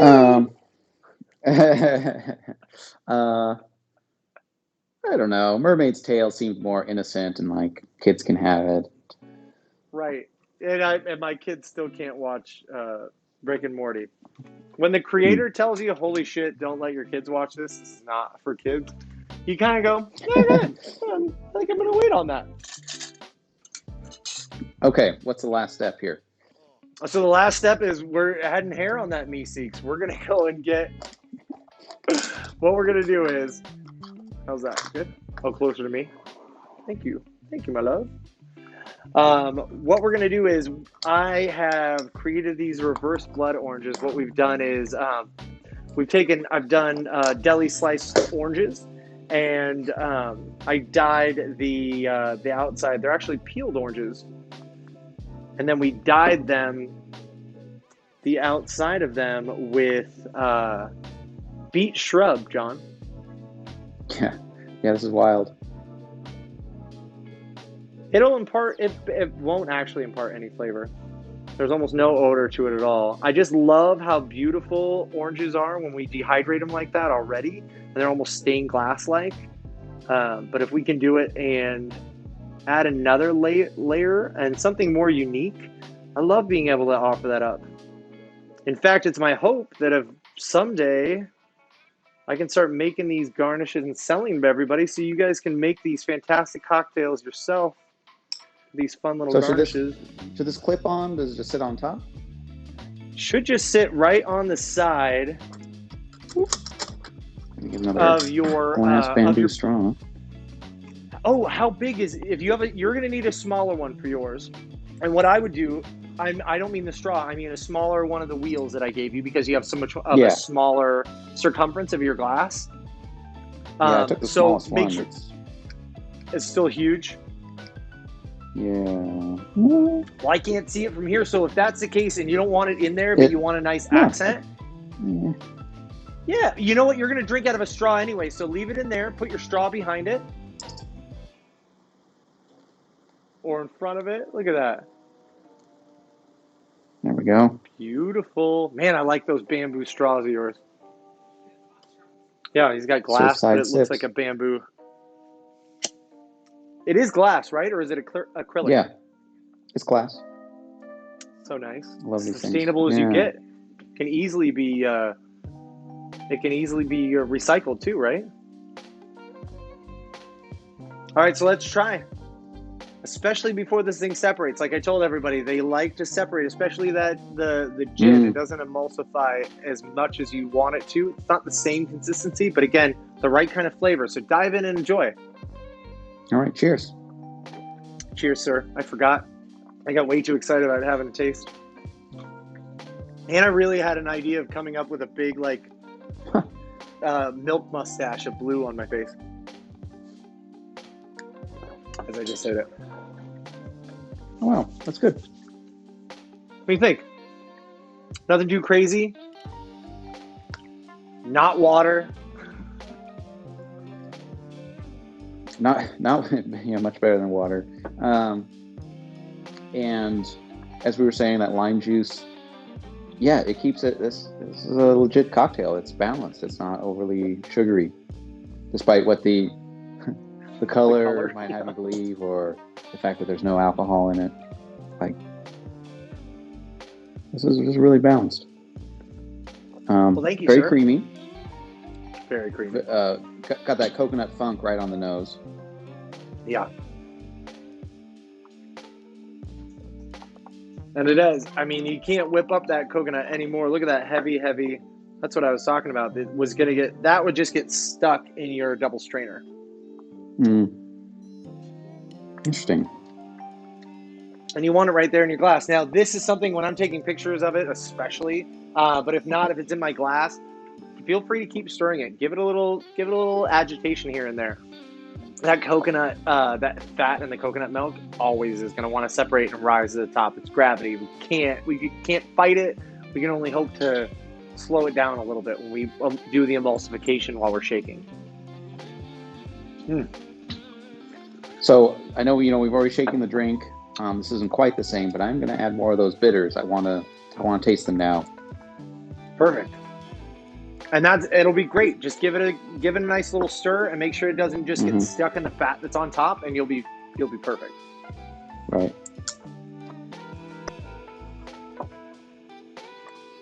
Yeah, just give this Alex, one. thank you. What a fun color, right? Like,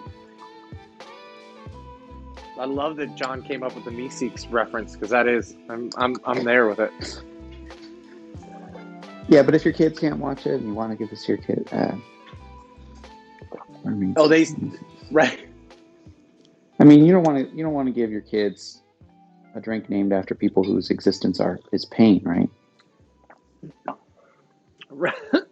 Right. Unless you're Buddhist, and then all our existence is pain. No, not pain, suffering. Maybe it should be called a Buddhist's tale. Right.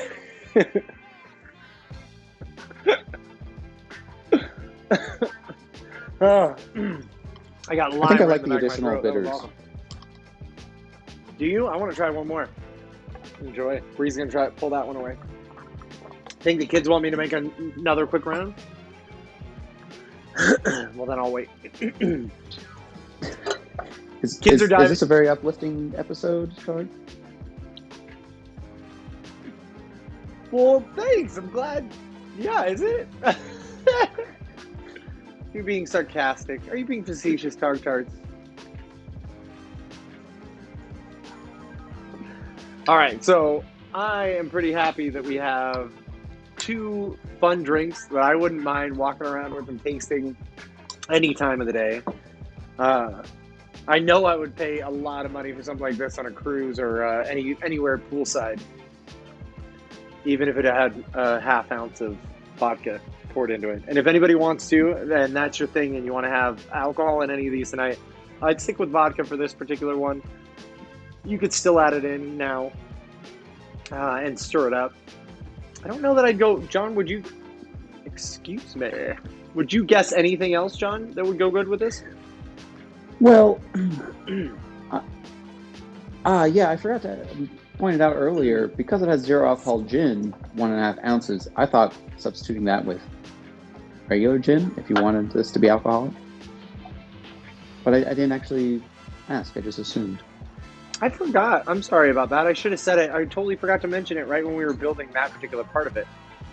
I think that depending on the gin, I feel like Beefeater would be really not taste good with this. I feel like that dry juniper flavor is not really going to come through. River Rain what about may our new get friend you there. River Rain? Might be too bright and dry though. I'm not sure. Uni Evi suggested rum. I'm with you on that, Uni Evi. If it's a white rum and more mild on that end of it. Ooh, hey John, speaking of all of our like coconut stuff that we're talking about, there is a local rum, Magdalena, that's run through coconut husks. That's how it's made. Yeah, it's actually distilled and then brought up here to be aged. So it's slightly aged as well. There's a little bit of caramel color to it. I think this flavor would hold up. None of the plantations, Smith and Cross, any of those funky rums that John and I like that we talk about on many other shows, I don't think any of those are going to find a great place in here, not as it was developed as is. But I'd be interested to see what more we can come up with. I have some other ones that we've done on our Instagram feed that have some similar flavors that are using rums with a little more funk to them. You want to put that one on the spinner? Oh, I should. You're right. Good call. Let's put it on there with. That's Portland made? Oregon made? Oregon distilled? It is actually. So it is not Oregon distilled, if I remember correctly. I've got to. So it's created by House Spirits or developed by House Spirits here in town, and I've gotten to work with them several times now, and with this particular product. However, I believe it is Guatemalan distilled, and then it's brought up here to be aged and finished. Huh. see. And it's Casa Magdalena. I know, I was like waiting for it to come back around. It is, yeah, and that's right. It is Guatemala. Don't worry. Everybody will get their time. It's coming back around. Bowser can't chase it for forever.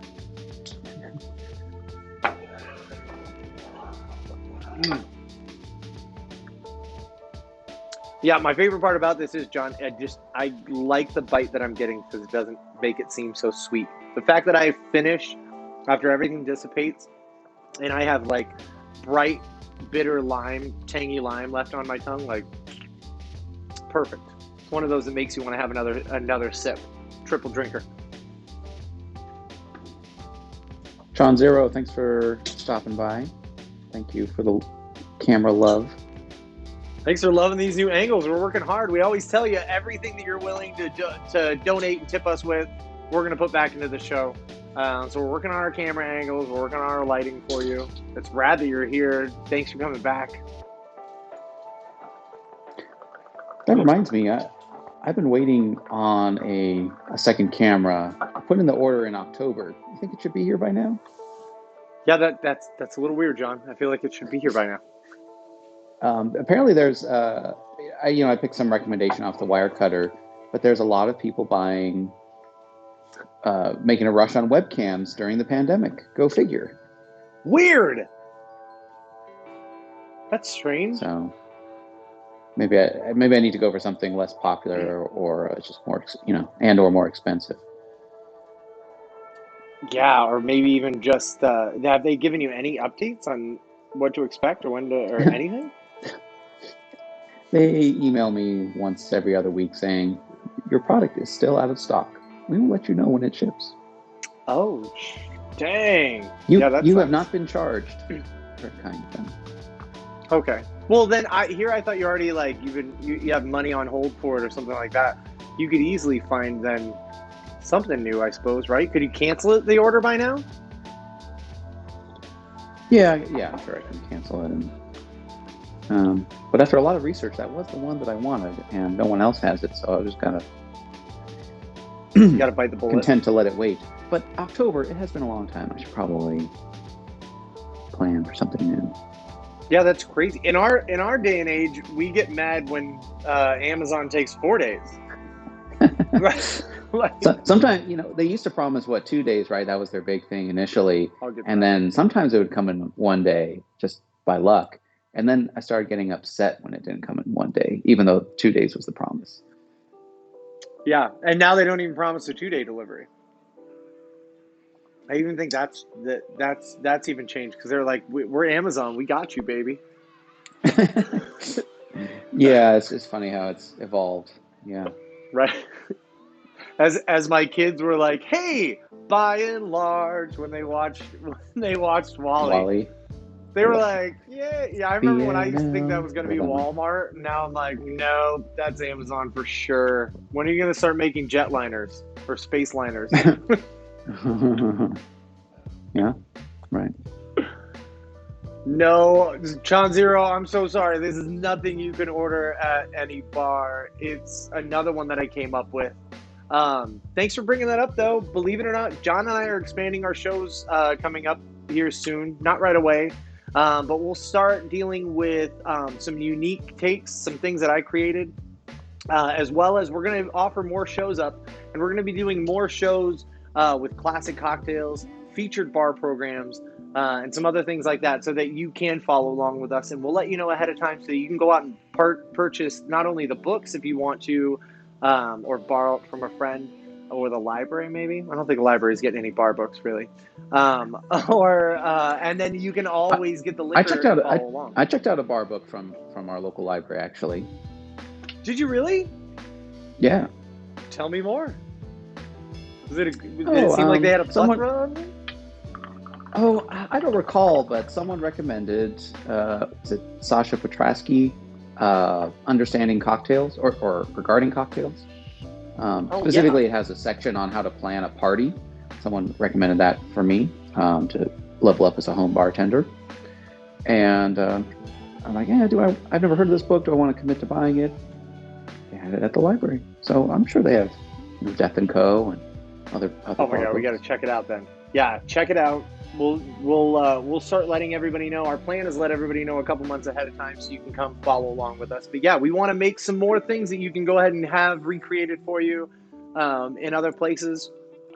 John and I are talking about expanding to doing one classic cocktail show a month, and then we'll feature some small variations within that you can take on yourselves, or you can hit us up for some additives. But yeah, we've got some more coming for you, so hang in there. Thanks for joining us now, John Zero. Yeah, it's gonna be fun. We're gonna bring you some more stuff and some things that you're gonna want to go and seek out some of the bar programs that we want to feature. Um, there are amazing people doing amazing things out there, and they have been for a long time. I love making other people's cocktails as well as my own. So it's time John and I start letting everybody else know what some of the other things that are out there, and then we can come see you a little more often. Right, John? Sorry, say that again. Come see? Well, all of that's true. Not come see you. You can come see us more often. We can be here for you more often. Thank you, John. Oh, that is true. We are going to be here more often, more content. Yeah. So keep tuning in. Follow us on Twitch here. Follow us on Instagram. Keep seeing what we're doing. We'll keep you up to date and let you know everything. In fact, even tonight, like we already talked about, we're switching to an after hours where John and Bree and I get to sit down, hang out with each other. We mukbang. We eat on camera, whatever local diner that we can, or local restaurant that we can and want to feature because of their great programs.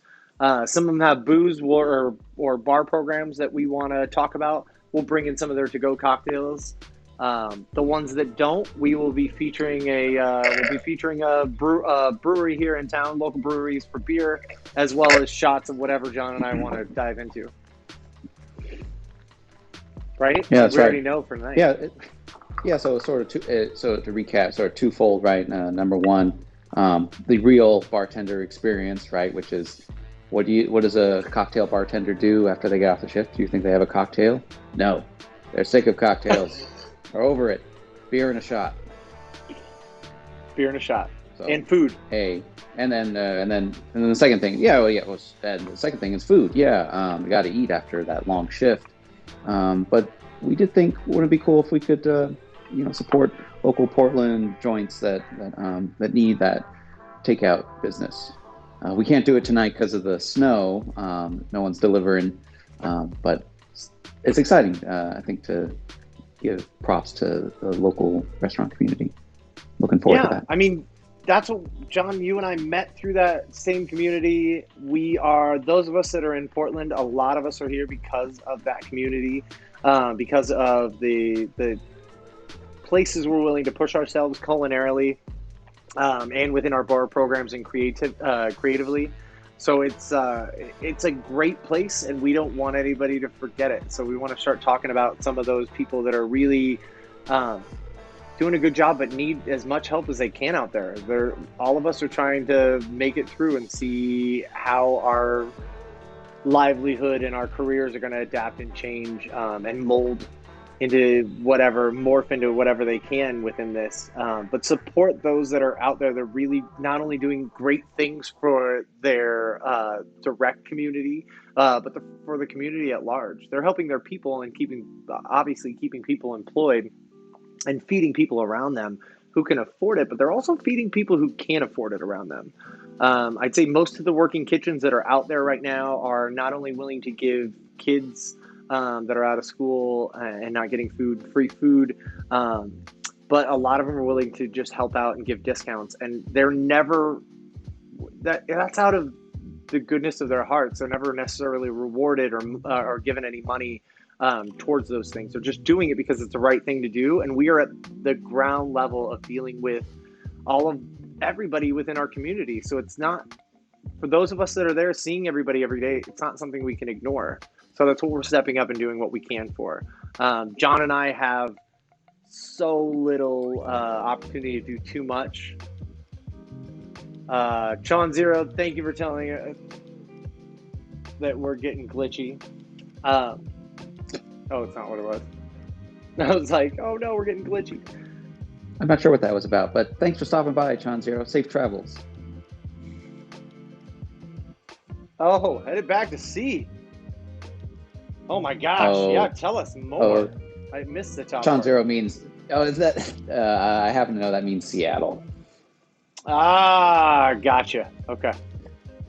Headed back to sea. Oh, okay. Head back to I thought sea. here. I thought that just was like an old shanty. We're gonna start talking about how they Right. left off from a Florida island. Thirsty therapy viewed from around the world, all around the seven seas. Right. That'd be amazing. Oh, I can't wait. Well, we've already I shouldn't have have spoiled we it. we already have some friends joining us from Australia and the Netherlands. Though they're not, Loriander's not here tonight, but that's always a fun friend to join us. Yes. But yeah, everybody join us. Keep tuning in. Why don't you make sure that too, if you have any suggestions on local breweries, anybody that needs a little promo, or just somebody that you're really excited about and love, let us know. DM us on Instagram.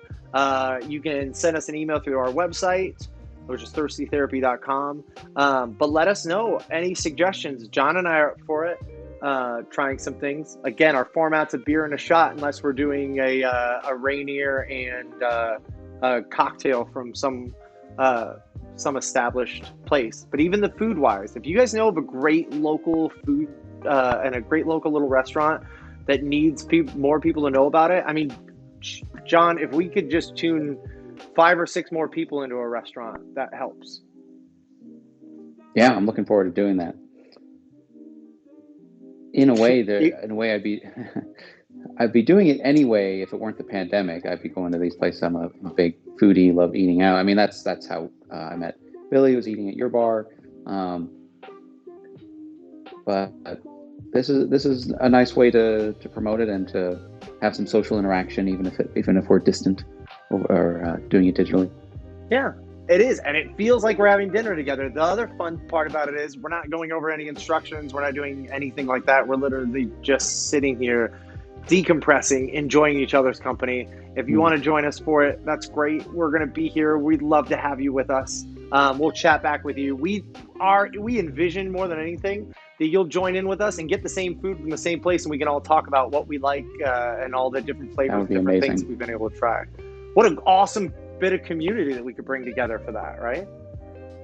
It'd feel almost so. For normal. example, we hopefully we'll come back around to Eam. We tried them. We did takeout from the Thai barbecue restaurant here in Portland. Right. I think last 2 years restaurant of the year by our local magazines. And we did to-go cocktails. And it was just a wonderful experience to enjoy the same meal and drinks together. So looking forward to doing that again with your suggestions. Yeah, let us know. It's funny too, John. Go figure. We did all that for our practice and our inaugural night. We are snowed in, and all our little places that even if we could have made it happen, our little local burrito carts or any sort of food carts around us, everybody shut down. Just gonna sit home for a couple days and enjoy the snow. So yeah, don't worry, John and I can compromise or improvise. You want to tell them what we did? We made homemade curry, y'all. We John and I each made northern Thai style curries using a local curry paste. John, are you grabbing that right now? Yeah. It was sort of serendipitous because you gave me a jar as a gift the other day. We were talking about Thai flavors, the Thai bitters that we got going on, and so I just happened to have this on hand. You said, "Try it. Tell me what the flavor is." And then we had this situation tonight where, oh shoot, how are we going to get the same meal delivered when no one's delivering? Why don't we just make the same meal? So thank you for this. My pleasure. It's one of my favorite things I discovered in New Seasons. It's a nice, easy way. It doesn't replace the Thai curries that I get from some restaurants, but other times I don't. They're not all curries aren't created equal. So I like making my own once in a while too. and being able to do that in the middle of the night when most places are closed. Angel Face and Tropical is doing it. All right, so we got 2 more suggestions. Those weren't even on our list. Uni Ebby, thank you for those. That's perfect. And hopefully, Cool. only trick is Angel Face's food. I wonder how they're. Yeah, they had some good sausage too. Yeah, we got to check those out. I like Angel Face. We got to see if we can keep them around for sure. Tropical, I haven't been to. John, have you?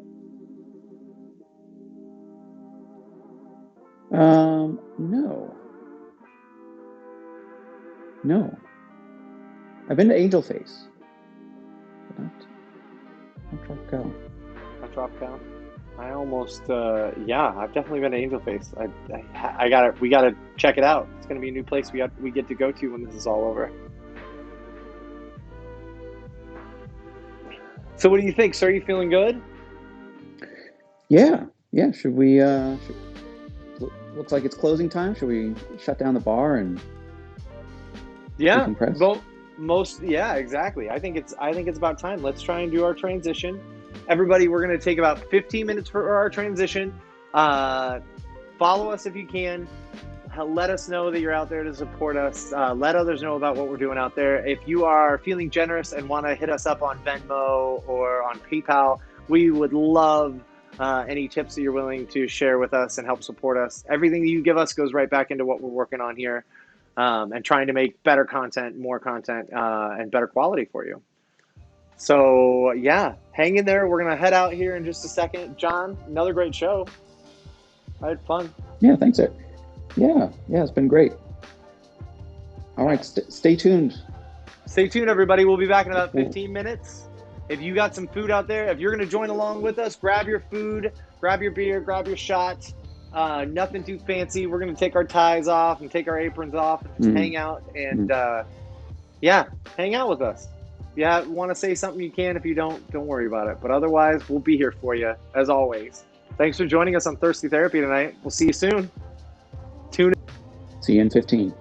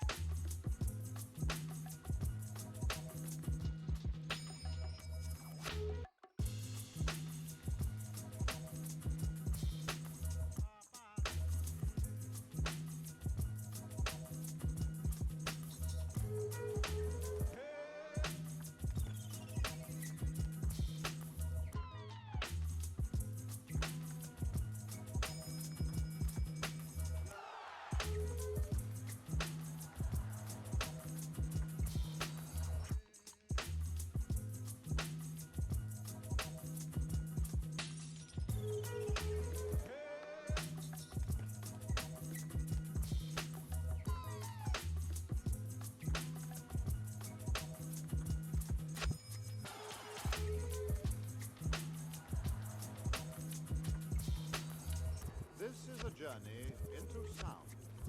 A journey which along the way will bring to you in speed, in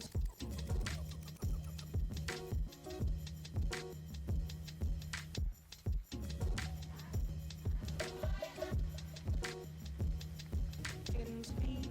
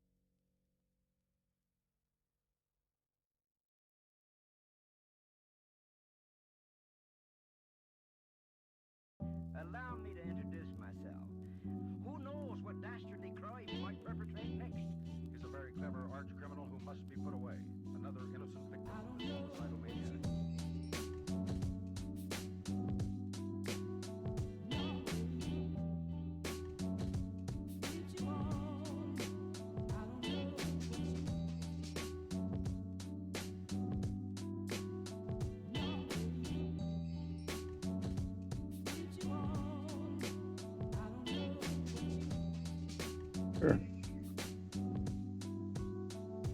Don't forget the mic. I got you. I got it. John's on it. All right, welcome back. It's time for we got everything cleaned up. John, you're dressed. You're out of uniform. I like the hoodie. Is that what goes on at the bar after hours? Usually for me, it's because I spill on my shirts most of the time. I like having our nice button-up shirts, but usually I like throwing on my hoodie. And let's be honest, I'm like a skinny twig. I'm always cold, so it fits. It works this way. That's cool. Yeah, Actually, it's nice to see. secondary camera is a little bit off. Bree's coming over right now so we can start eating, not that part, but the actual camera itself. Do you want to adjust it towards me just a little bit more? Like in this way? No, just twist it just a little bit. There you go. I think maybe a little bit back the other way. There. Yeah. Try that. Now come on in. So here in the Pacific Northwest, we talk about beer and a shot after the shift, and that is a frosty-looking Rainier there. Right? Bree had the great idea to pick up our yearly dumping of snow to make an ice bucket for us. But then we left it outside during the whole rest of the other show, and or the first part of the show, and look at it, like perfectly frosted. It got pelted with more of our diamond-like. Can you get the can out of there? Oh my god! Hold up, wait. What was Superman's dad's name?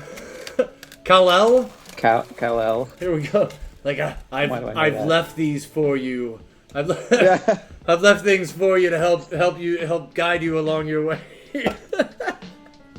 But here's my favorite trick. Have you ever done this when you're actually out in the snow and you'll put your beer down, you'll get a little snowball on it, and then usually after you've had several, you go to set this down inside and the snow's still frozen, your beer just tips over? Or is it just me? Snowy beer. Your snowy beer experience. I don't have that experience. No, you want to hear something terrible? This is a multi-time experience, so that's how bad that is. Like, I haven't learned once from it apparently. Or you tend to forget, like we were talking about being bad judges when we're drinking too much. Hey, welcome Bree to the stream. Hi everyone. It's good to be here. Hell yeah! Our kids are home because of the snow, so had to get them set up. Thank you for getting them set up. No, thank you for getting Gatorade for them because that was what. Oh, that was the So excitement. she wanted the what was the name of the first drink? The very first one? Yeah. Winter Solstice. She wanted that, I had no and idea. I forgot to communicate. Minus the sumac was a little too much for her tiny palate. I can But see that. thank goodness you had some Gatorade in the fridge that you scored for her because now she has a piece. That's right. I went to the store and got a little thing of thanks. Gatorade for a little sneak. I don't want it to seem like every time we go to the store we get something like a sugary treat, but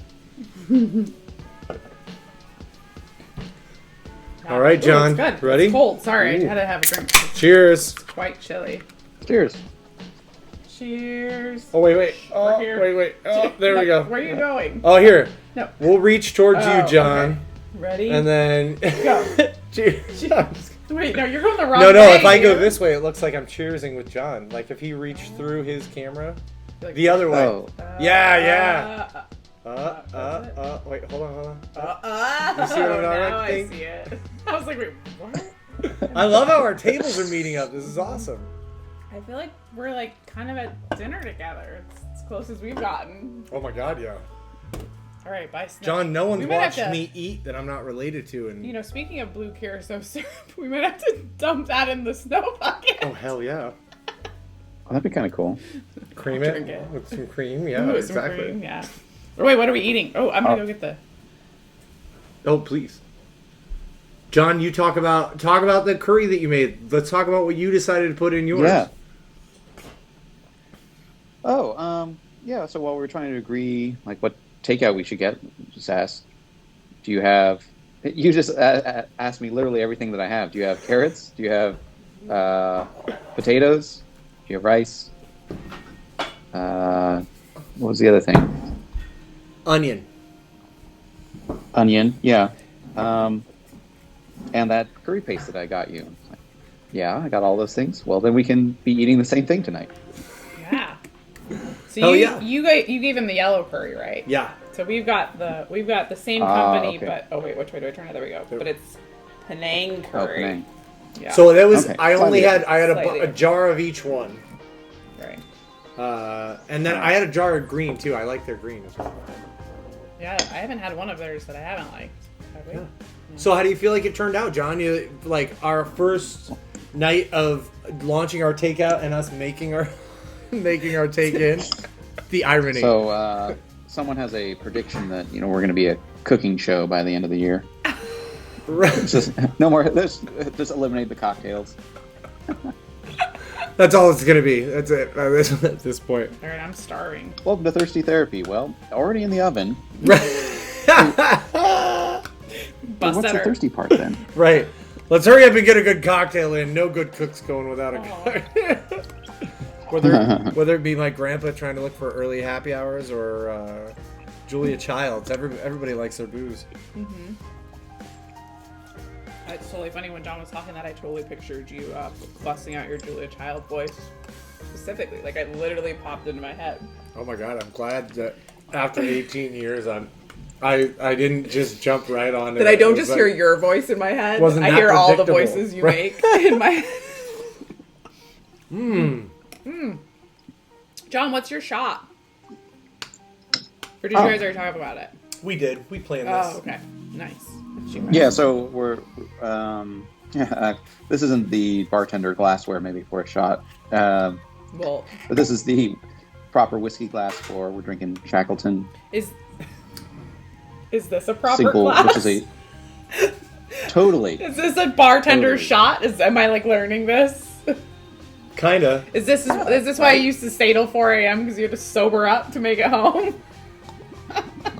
Here, I thought you were cleaning.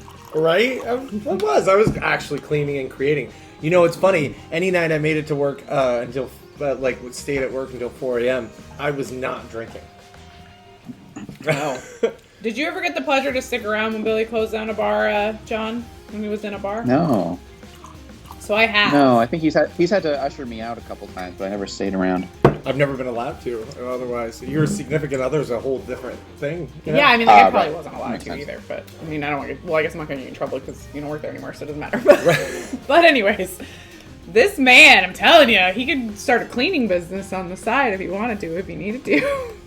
He can clean like nobody's business. It was like, Really? yeah, that doesn't happen at our house because we have kids, and no one's going to clean that hard just for it to get dirty 5 minutes later. But it was impressive. I was impressed. Why, thank you. Quite detailed. You know, the neurotic thing about all of us that work in restaurants, though, is that there's all of us that work in the restaurant are like that. So you got a team of people doing it, and it's a different situation than it ever is at home. Too much It's not coconut milk? spicy.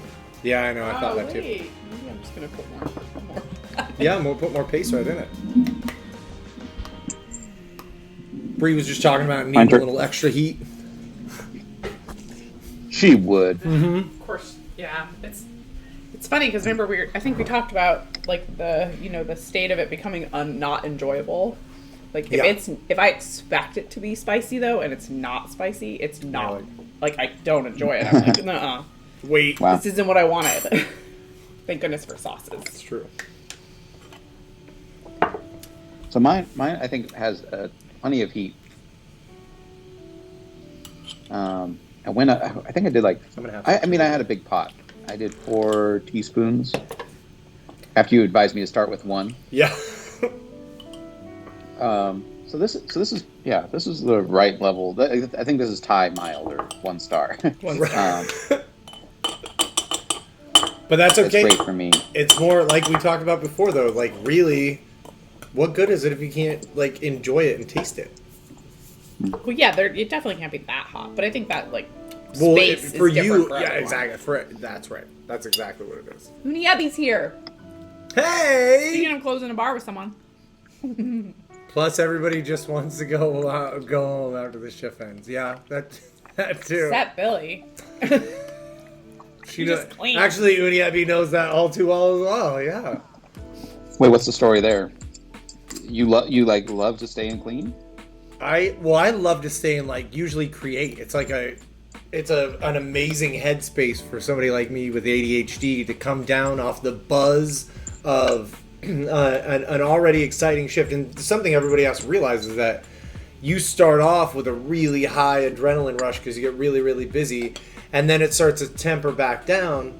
But then as soon as it tempers back down and people slowly leave your restaurant, you have to ramp it right back up again to deep clean, detailed clean everything. And you got to do that in some sort of relative quickness, right? Some of us take a little bit longer but don't miss a lot, or but you still have to, you can't be there for 3 hours. Nobody can afford labor for 3 extra hours to like have that happen.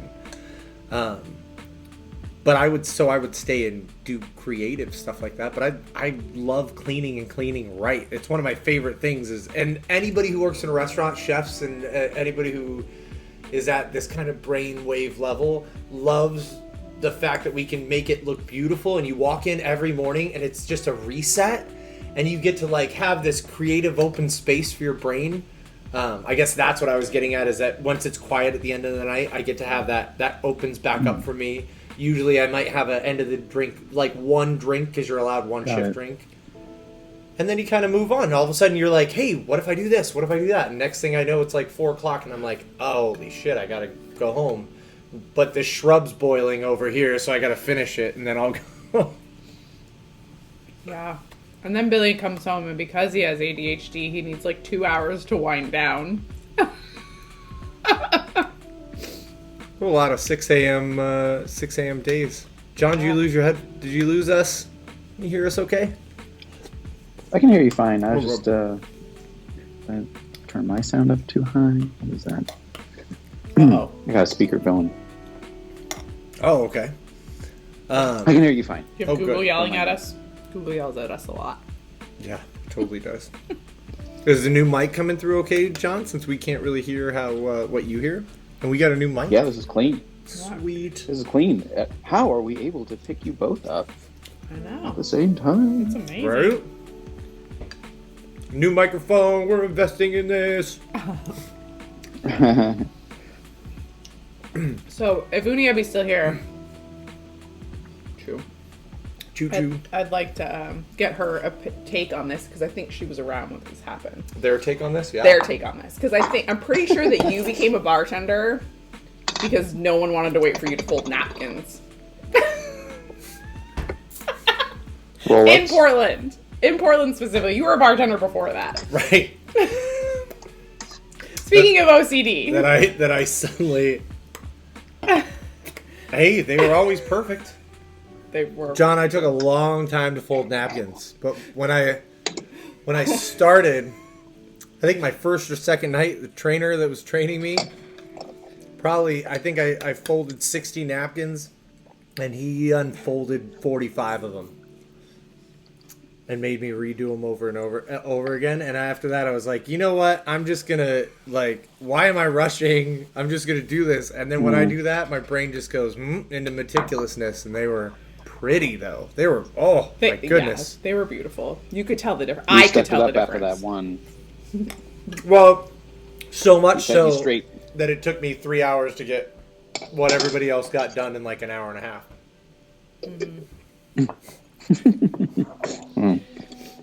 See, so there's that balance there. It's not really a good thing. No, can be a good thing. Sure. It totally can be. We gotta harness it like a. Yeah. Like a star. I'm like that Mike Myers SNL from the You're a '90s. hypo. I'm a hypo. He's like running away, and his mom has him on a leash, like a little kid leash. I don't know that one. Yeah, Oh my Mike gosh, Myers you have to Google like. it. With Nicole Kidman and Mike Myers is classic. I'm a hypo.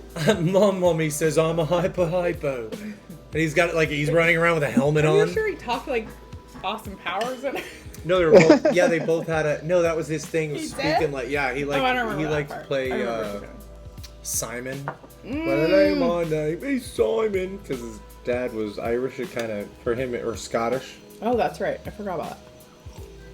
You're Michael Myers impersonating. See? English I knew accent's they would pretty know. Oh, why? Thank you, sir.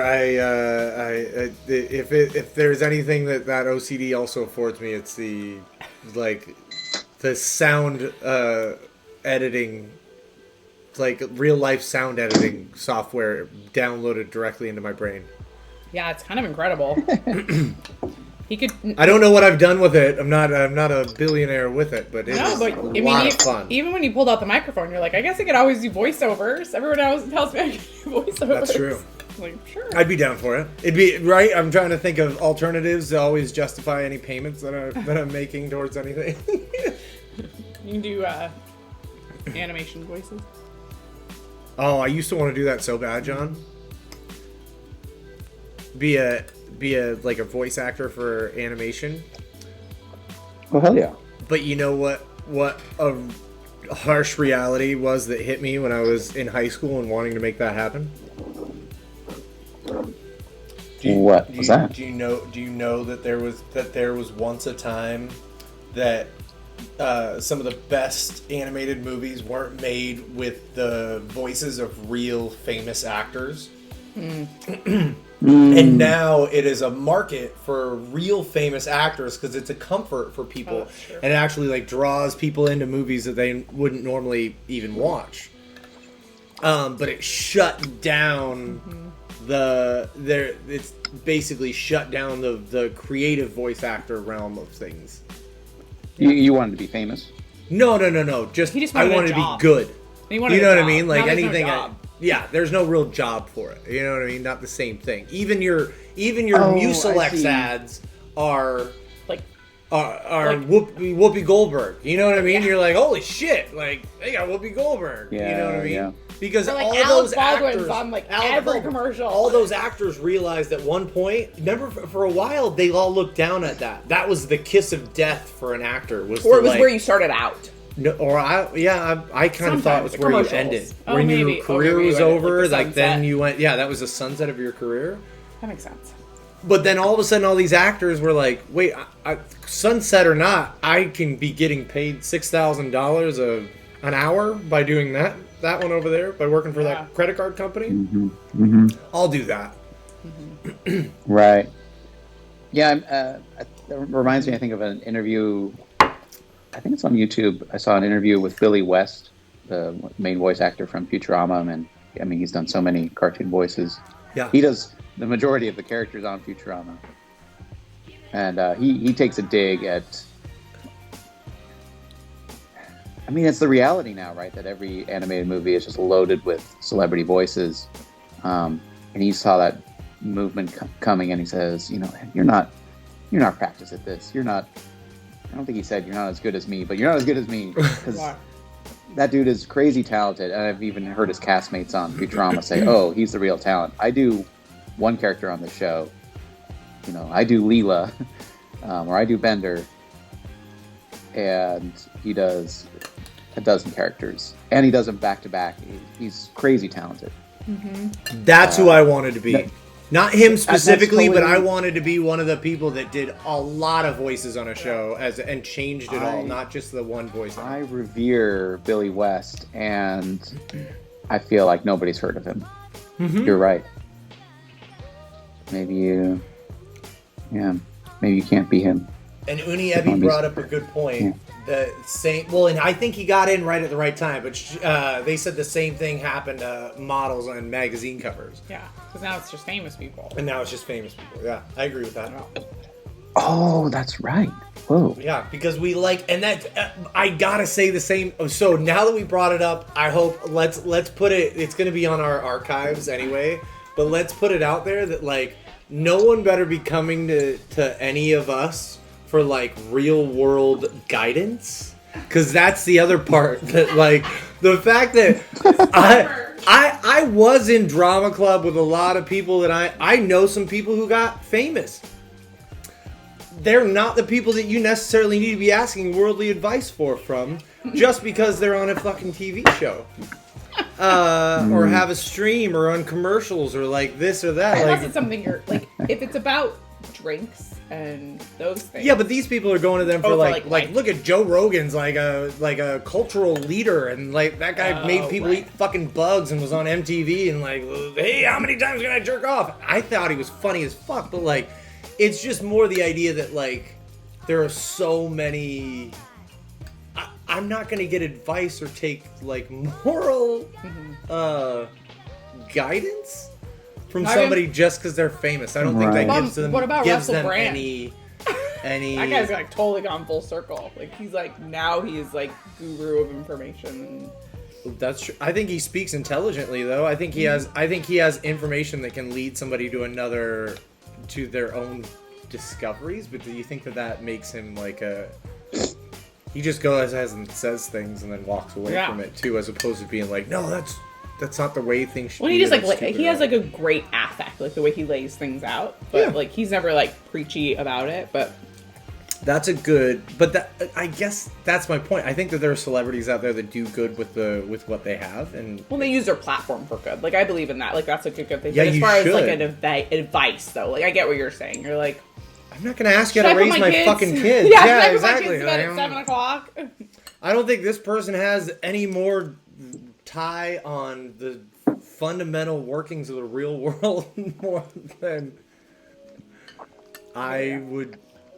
I would garner more good advice from a homeless person than I would Well, yeah. 100,000. Wow. That's perspective. They have perspective. Yeah. You can always garner more advice from someone that has perspective.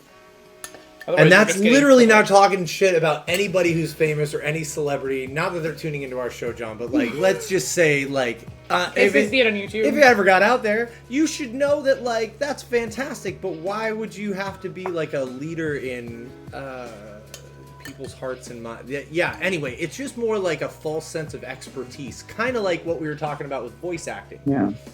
It makes people feel comfortable. They're comfortable because of their familiarity with you, but that does not garner like. And so people then give you the benefit of the doubt that you could come out and say chemtrails are killing you, and you're like, oh my god, holy shit, is that what that is? I always thought it was condensed vapor that was heated up by the airplane flying through it, but no, the government is spraying me with chemicals. Thank you, Jenny McCarthy. I would have never thought that somebody who did ecstasy on MTV Live. Holy shit. Thank God you're here, lady. You just saved my kids. Oh, well. That's hilarious. No, but you're right. But you're right though too though. Like I so totally with like what John's saying though is like by like celebrities becoming the voices of those like characters too. You've then like made people like we are always talking about dichotomy, but like you're making people think that the same skill sets are required to be like a voice actor that there are to be like an actor, and like they're Right. totally different, and like the capacity is So, anyways, Yeah, that's true. It's you're like completely blending things together that probably aren't blended together as much as. Well, how many people are out there who are amazing voice actors that might not be considered to be the most beautiful people in Hollywood that still get to fucking I don't like know. You could still be a hand model with those well, with all these scars, for giant gloves. right? If they ever had to reenact the OJ trial, John, Oh, and you need to fit a glove. nothing Yeah, he's cannot fit. Basically, there's Must have quit. The glove doesn't fit. Must have quit because no glove has ever fit Billy.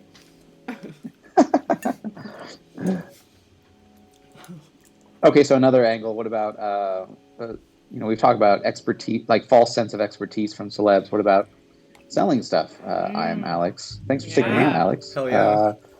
I'd buy anything from Steph Curry. right. So Just like, saying.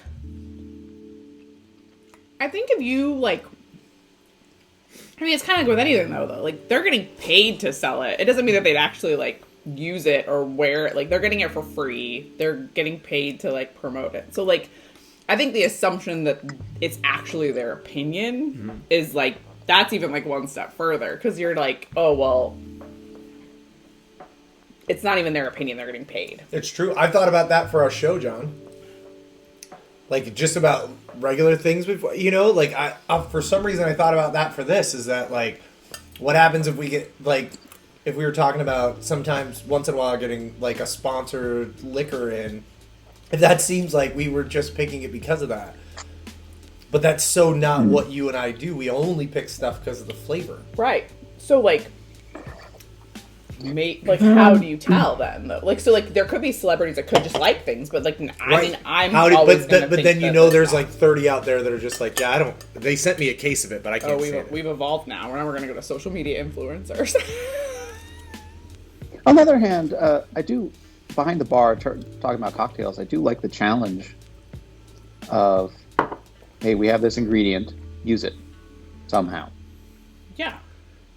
I mean, I haven't worked behind the bar, but that I feel like you demonstrated your creativity there. Alex. We're laughing at Alex and this George Clooney tequila too. Wait, does George Clooney really have tequila? Yeah. So- The commercials make it look awesome. Mr. Clooney, if you're watching, Right. Thirsty Therapy is looking for sponsorship, and we will create a drink in your honor. Right. Well, Using your John, tequila. and you're right. I think you put it, that right there says it best, because most of these drinks that I have created, when I do bring in like somebody, when I do talk about Toki or a specific alcohol, it's because I had designed it around that particular alcohol. That's true. And it is an amazing challenge. It's so fun to like find some of the hidden notes that a distiller worked their ass off to try and get into there, and that was their passion.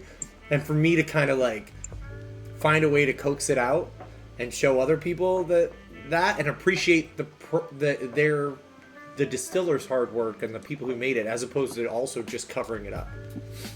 So on that though, like the way you describe it, like I hear that you have like respect for like the craft and thus are like willing to make something. Like what if like Smirnoff comes to you and they're like, we will give you Smirnoff, make a drink with Smirnoff. Like if it's someplace that you like maybe is more commercial and you don't, do you get what I'm saying? Because like that to me is like the real, that's where like their boundary lies. Like if you like have respect for their craft and their process enough to even just like try.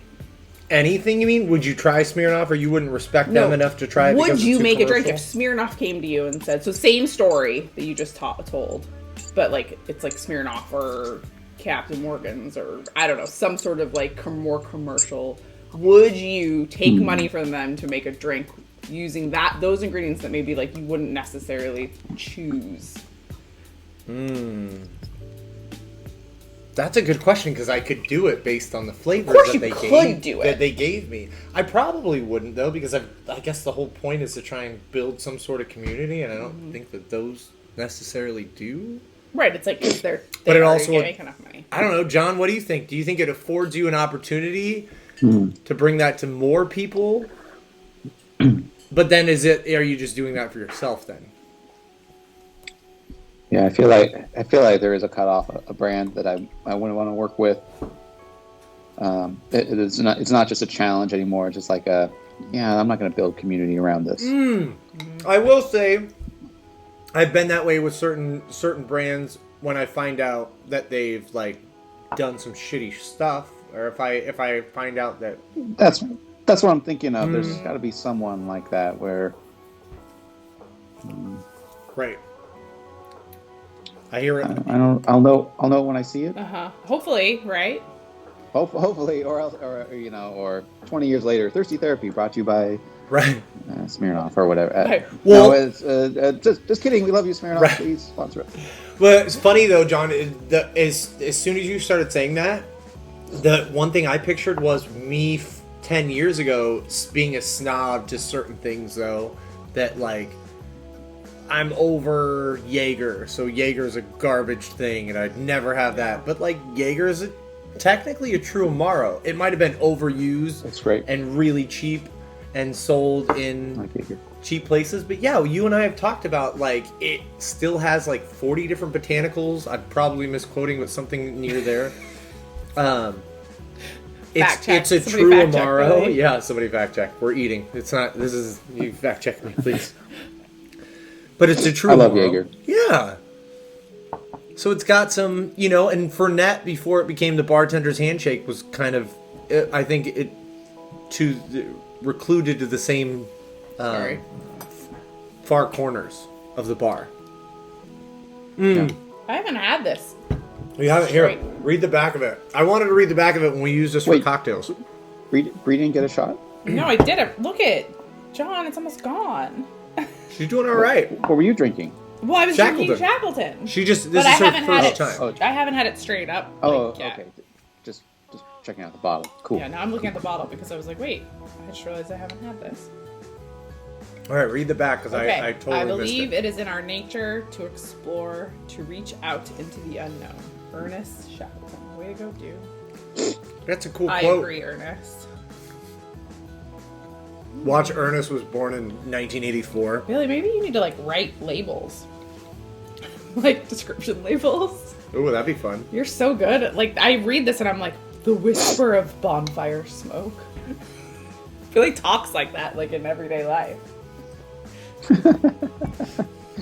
If only I could Well, I type can like type. that. I'll type it. You just say it. And thank God I have Suri to dictate to now to get me through my day. Hey, we taught our daughter that. That was brilliant. That was brilliant. We were Actually, like, she had to, What like, did she do? She had to write like a story, and she, she's 6, so she can't spell. Like, she's not there yet, right? She's She learning just how to started read. reading. Yeah, she's like, she's doing great, she's but- an emerging reader, Yeah. we'll call her. But like she needed to write like a script for. She's part of Destination Imagination. She needed to write a script, but like Billy was busy. I was busy. I was like, I can't like sit and help you spell every word. Like, I love you. Sit by me. But I was like, I have an idea. Use Suri, like use the voice memo on the phone, put it in notes, like what you want to say, and then copy what it writes down onto paper. And it was like, it totally worked. And like, I helped her like work through some things because, it's not perfect. But like, it saved me way more time than having to sit and spell out like every single Yeah. word. And she got less frustrated because she was just copying it. So, well, it helps her spell the words that she knows what the words she said, which is why I was like, wait. And then I was like, yeah, that's a brilliant idea. Like, she knows the word she said. Now it's like her putting pen to paper Yeah. a little bit. And And they then did- recopying is one of those ways for you to actually truly and like absorb. they ran through their script at their last, and like she read every word, and they're not all words that she normally can read, but she like knew, like it was like in her brain that she had like Super auditory like that. If Yeah. I heard it, yeah, I'd remember So. it too. life hacks with Thirsty Therapy. Yeah. Do whatever you can to help your people around you, whether your kids or your friends. Creative Right. parenting's where Creative it's at. I'm not going to solutions. preach anything other than that. Creative problem solving with your children. Don't worry. Billy, I'm not gonna Alex, tell you had, that. Alex had a question. What is bartender's handshake? What is that phrase? So the bartender's handshake, they started calling Fernet the bartender's handshake, and it was like a way to identify yourself to other bartenders, and for them to know you're a bartender, because Fernet is very much like Malort that John and I like bringing up from Chicago. It is a unique taste. It is now less unique and more common, which is awesome. But it was because no one really drank Fernet. It just sat, and except for bartenders. We know that it's a digestif. It's actually great to get your blood moving and help your stomach when it's a little upset. It's really, really good for digestion after a big meal. It's a good product. No joke. It's just Sorry, I'm laughing because we just like went through this. Don't take advice from your bartender, and you're like, it's good for digestion. Oh yeah, good point. You're right. But you can look all those. Hey, actually, this you is should look thirsty up therapy. any stuff you can. But Verify. like we verify anything. But just like we talk about bitters, John, like bittering agents are there to actually I know I'm teasing. be a part of your. Yeah, we'll refer everybody to Chinese medicine specialists, and they can do their own Confirm. research. Yeah. Do your own research. Don't trust us. But the idea is, bartenders do not necessarily drink what guests of bartenders drink. Bartenders, Right. especially advanced cocktail bartenders, are always looking for the next great flavor, and they are obsessed with extreme flavors that are not mainstream, just by Unique. the definition of their craft. Right. Yeah.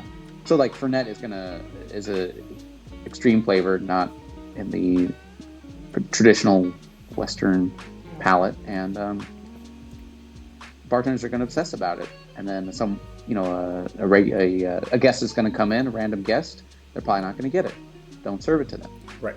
But a bartender comes in, a fellow bartender comes in. They're going to like it because they obsess about these flavors too.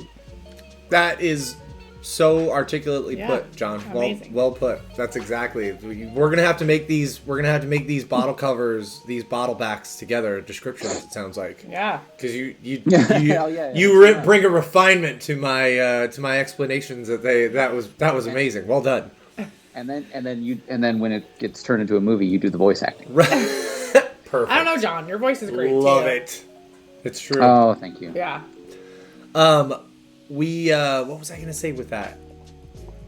Shit. I don't know. The handshake. Malort is a handshake there. Because it's... Malort actually is. Oh, that's what it was. It was so like a lot of times people try and buy, and a lot of, especially not here, and people from out of town in Oregon, because every bartender here knows that they can't do this. But people from out of town will try and buy a shot of Fernet for themselves and for you. So that's the other part of For the the bartender. handshake. Yeah, exactly. Is that like you can both enjoy this together. So if anything, if I've ever done it before and somebody like insists, I'll let them put it on their check and then I'll have it at the end of the night instead of nice. my like shift drink or something like that. But some places don't let you do that. It's So all- have you ever worked at a place that does the whole... Remember like back when you used to... Remember back in the day when you used to eat in a restaurant and they had like, at... Whatchamacallit? oven and shaker? Yeah, at Oven and Shaker. You could like buy a 6-pack for the staff.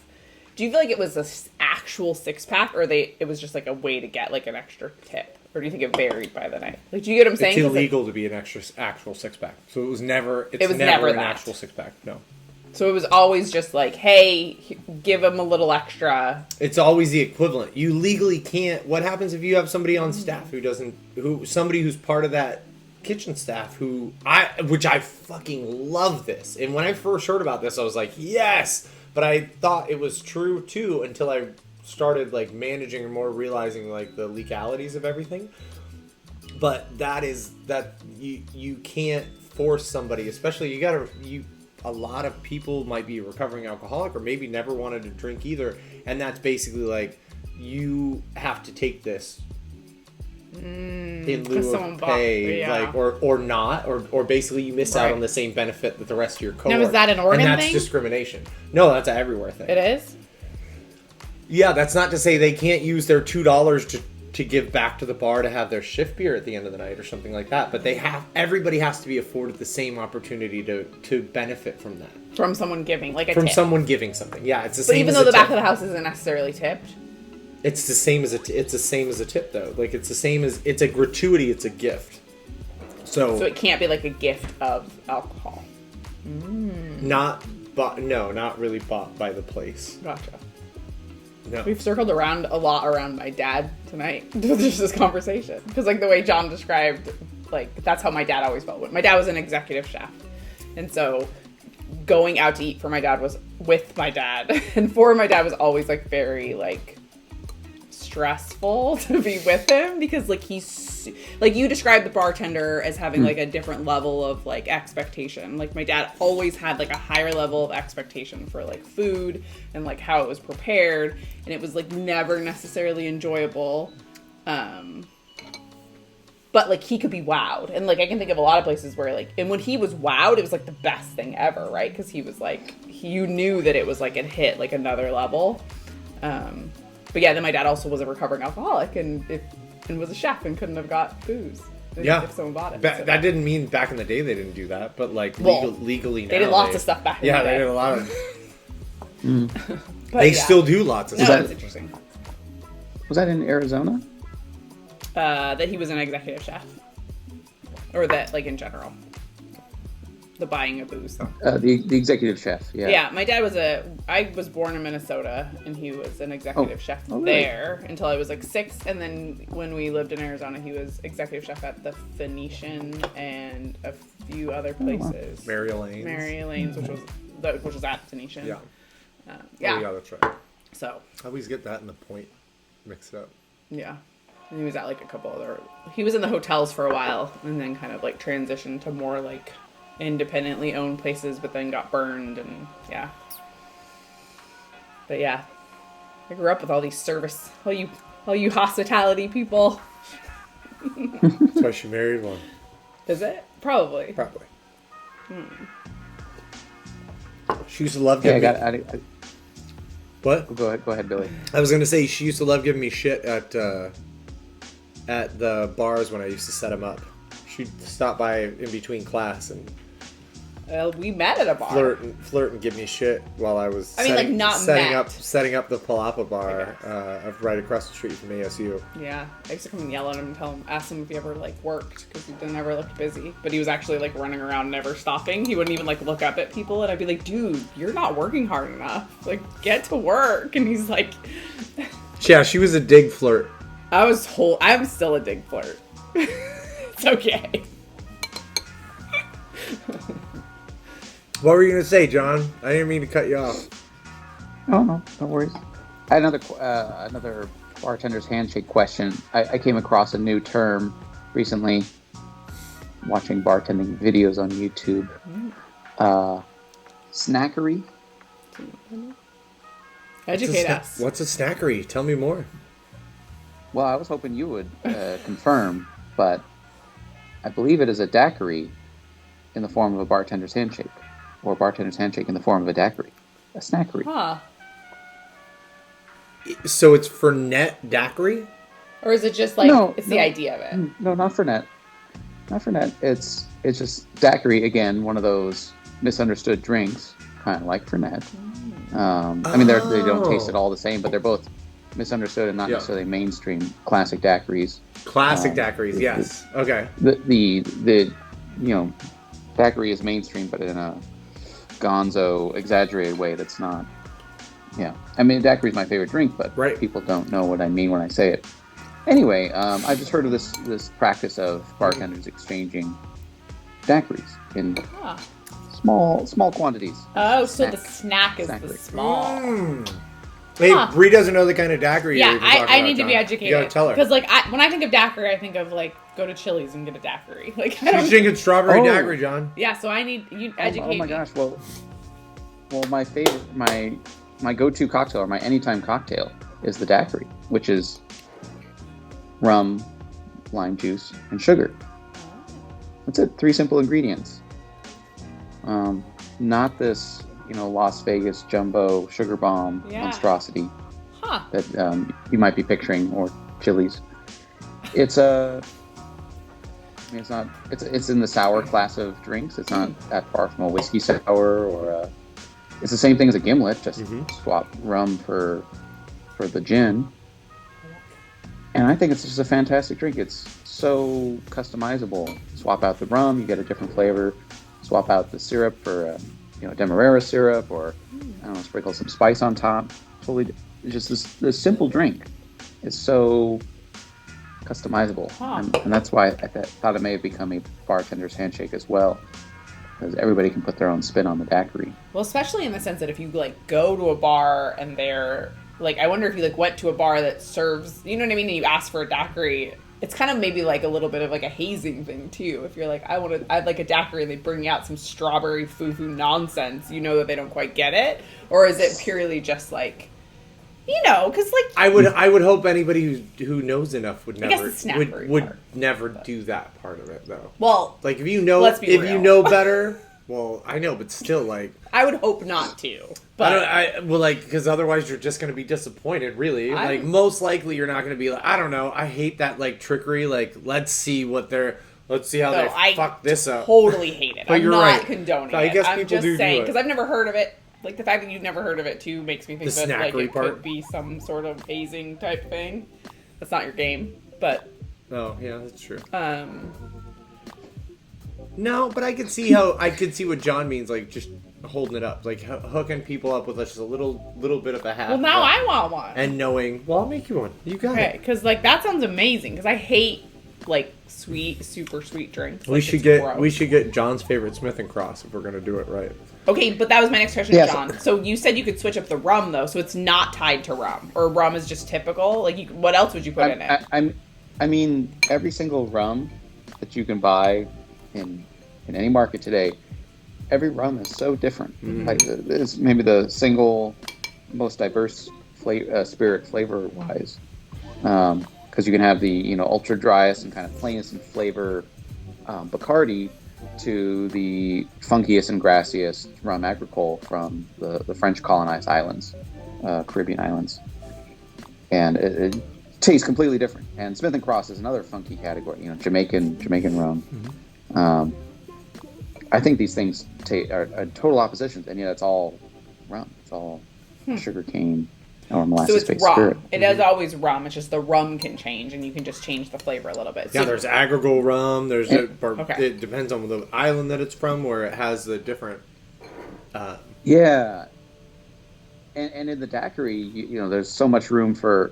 The crazy thing is, Brie, is you could go all in on a very clean Bacardi, or you could go multiple rums to achieve a particular flavor that you want. you guys should do a daiquiri night now. I'm intrigued. Oh my gosh, no, that's We'll put it on the schedule, my dream episode. Okay, we're right? doing My it. dream episode. John's gonna level up times 10 that night. right? Look at all this knowledge he's dropping on me. I'm like, I had no idea. What are you looking at?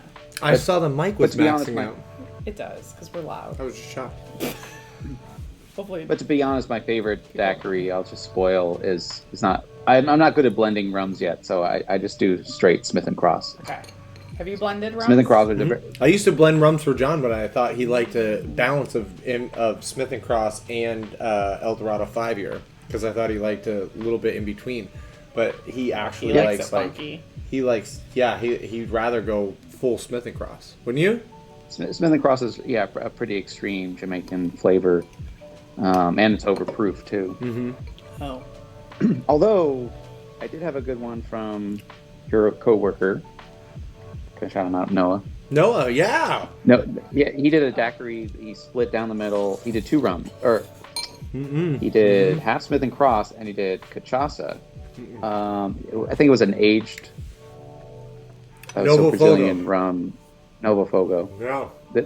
Novo Fogo is a brand. They have many expressions. But this was an aged one, and that split. Yeah, because cachaça again is another. Like it's kind of the same. Is it from molasses or sugarcane as well? Let's see. Shit. What do they do differently? I haven't talked about it in a full year. I'm out of practice. Let's see.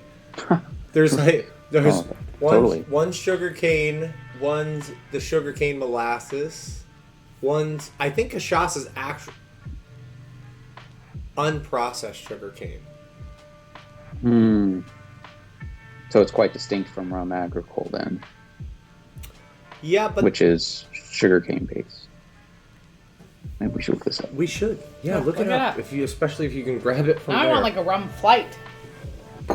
Well, and we don't even have we don't even have the facilities or the pocketbook to get a rum flight. Really, like we have a mini one. Mini here. flight. It's Yeah. okay. I don't need all of them. I just wanted like a range of funkiness is what I would like to try. Ooh. Because I'm not sure I've ever like. Yeah, but it's funny. Appreciated It's funny that. you say that. The range of funkiness. We don't even have like Smith and Cross like John's talking about. We don't have the Yeah, range you would- to. Well, I know In I'm my saying like right opinion, now. you- Oh well, right now what I have. No, Sorry. I'm not saying right now. Oh, That's what I'm saying. you're not saying right. I'm saying now. we Right, could procure. right. The right bottles, and we Yeah. could talk about all the range of flavors, John. On daiquiri night. Since it's a simple kind Oh, of ingredient, that'd be right? Like it's simple, so it's like you could get more into like the breadth of rum because it's the same kind of combo, right? Although I Yeah. guess you said the sugar, like types of sugars can change, but and when you say sugar though, do you That say would like a be- syrup? Mm-hmm. Okay. Because when I hear sugar, I don't necessarily always think of syrup, but that makes sense. Like the sweet. the sweet- that's a good point. Yeah. Is that you could flip up the daiquiri by using different syrups.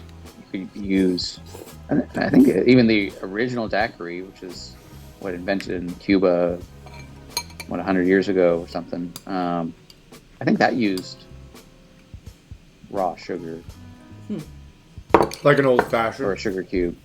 Yeah, like an old fashioned would have. But the portability of syrup is generally better, I think. well, yeah, because somebody No. wants grit. I'm gonna have to disagree. Uh oh. Here we go. Oh, I could be wrong. Does it say that? Did you just look that up and find out about the Oh, you're going sugar back. cube? oh the Oh. Oh no, I really don't know. So limes wouldn't have made it, would not have made it to the Caribbean. In fact, this Rose's lime syrup, the thing that we all laugh at, I know I did, is actually the oldest way of because sailors were getting scurvy during this very time that they were talking about because they couldn't keep enough citrus around to have around. Right. So Rose's lime syrup was actually developed in its originality to be served to be served as gimlets. Essentially, they would serve with gin to the sailors to fortify their bodies with I have a funny Roses story. with lime syrup. My dad brought me home a Roses shirt when I was probably Tate's age. I was like 11, and he like got it as like a promo. Someone had brought it in. So I had this like sweet Roses shirt. It says Roses. I'm like 11. I have no idea. And I went to school, and they made me turn it around because it like What? promoted drinking. I'm like, it's just a syrup. It's But, like, sugar water. Yeah, it was Wow. like, yeah, it was pretty funny. So like Roses is implanted in my brain. gosh. Because of that. I don't think you ever heard that story. I don't think I have it all. No, that's a great story. So funny. It just like hit me. So first hit on Google, I've got the deal on rum agricole versus cachaça. Okay. So rum agricole first differs from rum in that it's distilled directly from pressed cane sugar instead of fermented juice or cane byproducts like molasses. And it usually comes from French-speaking Caribbean countries. That's right. So cachaça is from the juice of the sugar cane. Pressed cane sugar instead of fermented juice. Oh, okay. So Or wait. cane byproducts. So which one is agricole is the juice or cachaça is from the juice? I haven't gotten to cachaça yet. Oh, I'm sorry. So this is just rum agricole. Oh, okay. People are wondering how does that differ from rum? Okay, because it's the juice. Pressed cane sugar instead of byproducts. Cachaça, like rum agricole, it can only be distilled from sugarcane juice, but like rum, that juice must be fermented. Mm. So 3 very similar spirits, all sugarcane based, but one is byproducts fermented, one is not byproducts, direct sugarcane, not fermented, and then the third is raw sugarcane, yes, fermented. So how need the a- hell does rum agricole, or then in the one in the middle is agricole but not fermented? Verbally, I was listing it rum agricole to cachaça, just as I'm reading this article. So rum agricole though, how does it get its alcohol content if it's not fermented? Like where does the alcohol come from? I'm confused. Oh, great question. Distilled directly from pressed cane sugar. I think that's what it's saying is that one is from the sugar juice, one is from the sugar plant then, but it's got to ferment. So are they saying that they're pre-fermented juices or pre-fermented molasses? This article does not make it clear where the alcohol comes from. What? Post-production. You letting me down. I like that site normally. I'm gonna go to Singapore with Uniabi I and know. try around. Hey, I've been trying to get you to move to Singapore for years. I never said I was moving. I said I was going. Well, we can't afford to go unless we move there, and they give me a job in some fancy ass bar there. John, Maybe short term. John and I have talked about. In fact, some of the places on our list for the up and coming shows are trying to get some cocktails from Atlas in Singapore. There's another gorgeous bar called Firefly. I'll get you in there. Man, I can't wait. You can come say hi if you want. Are you putting that in the fridge? Yeah. Did they really?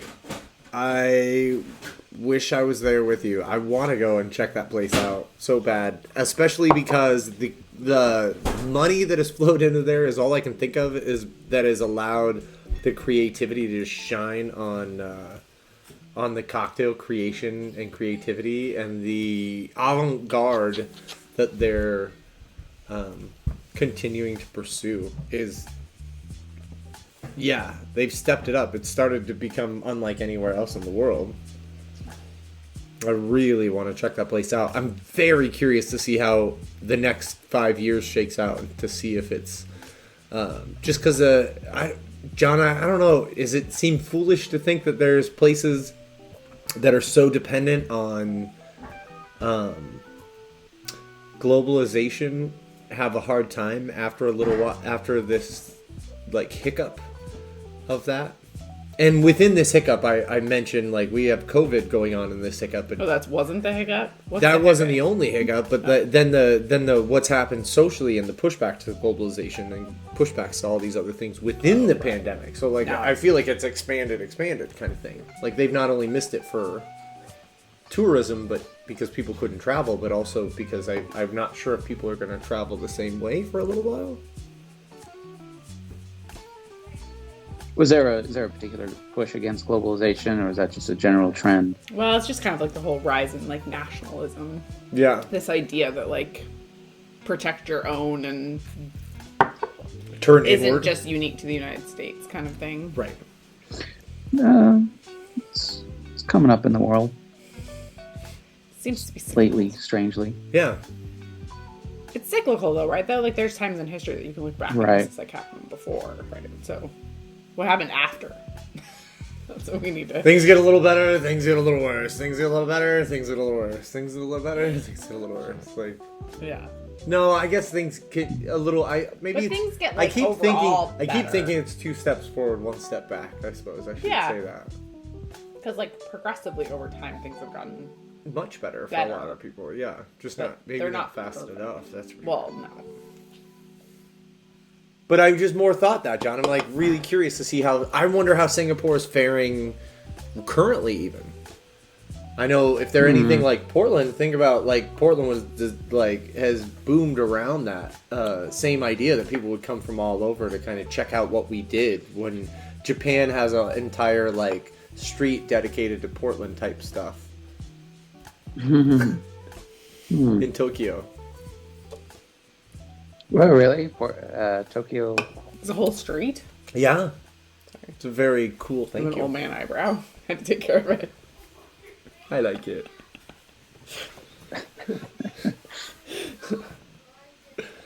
Yeah, there's a huge thing. Sapporo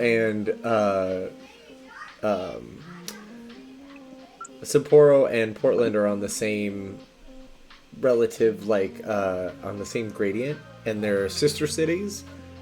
Like latitude? Yeah, thank you. Great. I was like, Gradient, great. yeah, latitude, yeah.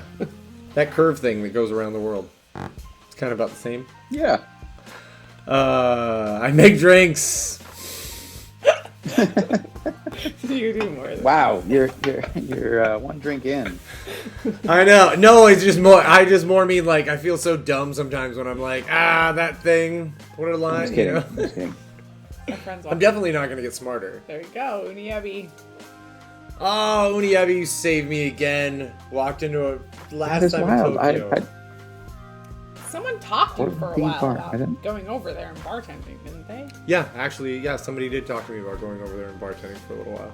The I was when before they sold what do you call it? Bible Club. Oh, right. Bible Club has a Tokyo Oh, that's right. It was.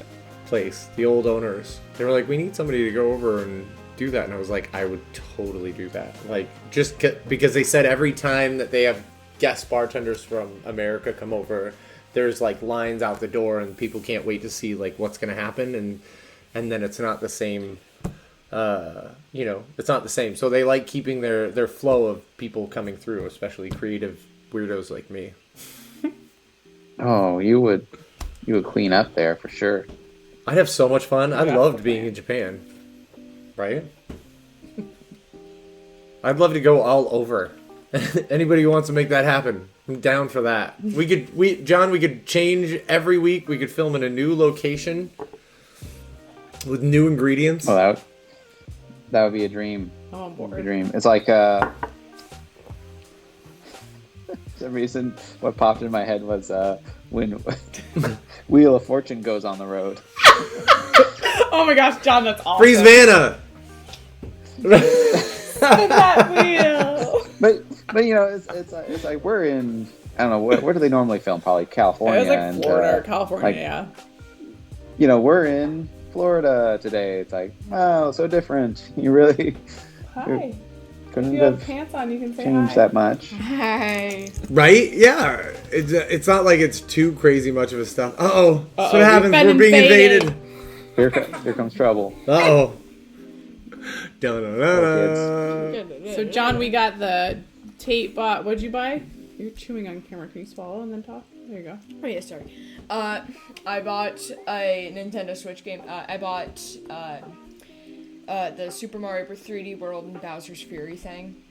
It's Ooh. pretty good so far. We played it last night for 2 hours. It was pretty fun. I just completed Bowser's Fury. Wait, what? Already? That's what made us bring out Bowser, in fact. We were inspired, but leave it to play Tate the to other get a one, new alright. DLC that he beats in In 5 hours.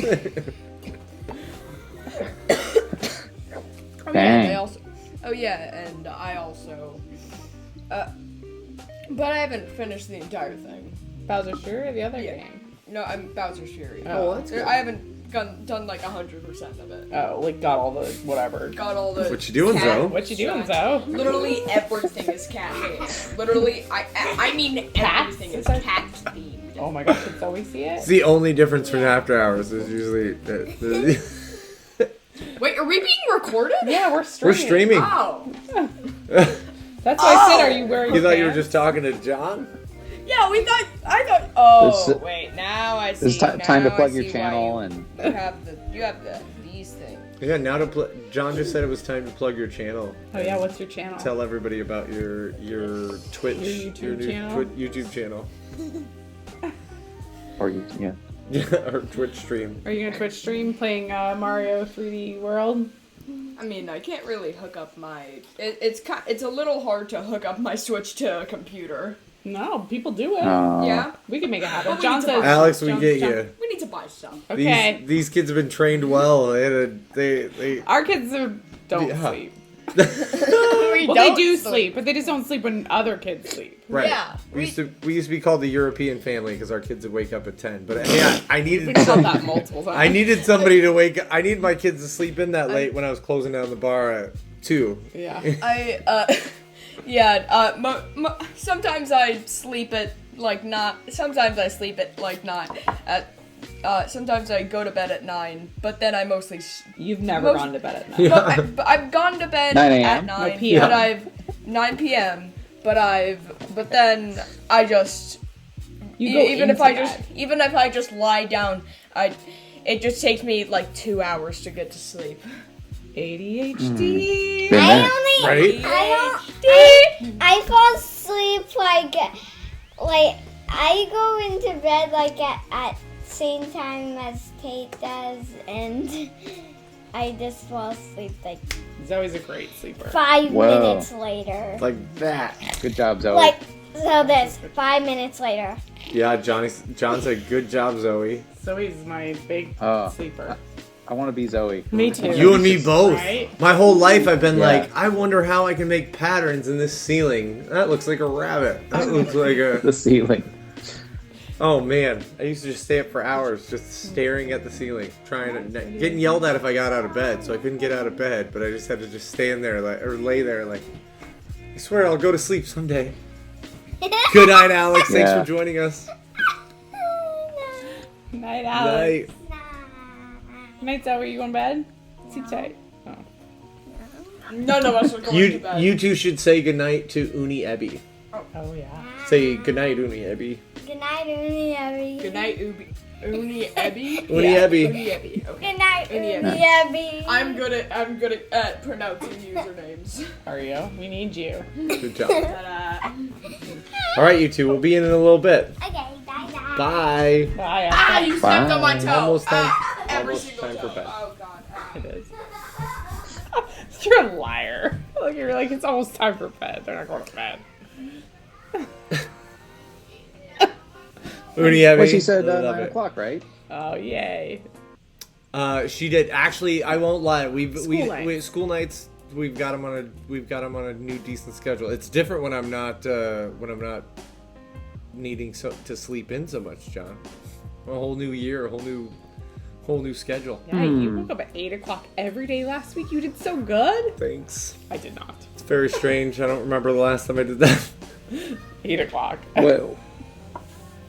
Bree, when do you wake up? I mean, ish. 8:30-ish, 9-ish. It depends on the day and how late I stay up the night before. But I've been working till... Same as me. Yeah, I've been working till, I don't know, 11 or 12 every night. Yeah, she has. Oh, wow. I'm trying to be more... you- Oh, sorry, go ahead. Bree, do you have to be at work at a certain time? No. Especially now. Now it's like, I'm able to help the kids or sleep in a little or whatever. You know what I mean? To like, yeah, a little bit. But it's not... She has meetings. It's not that on kind of job where I just have to get my work done, basically. So, I don't have to show up. How about you? Is it the same for you?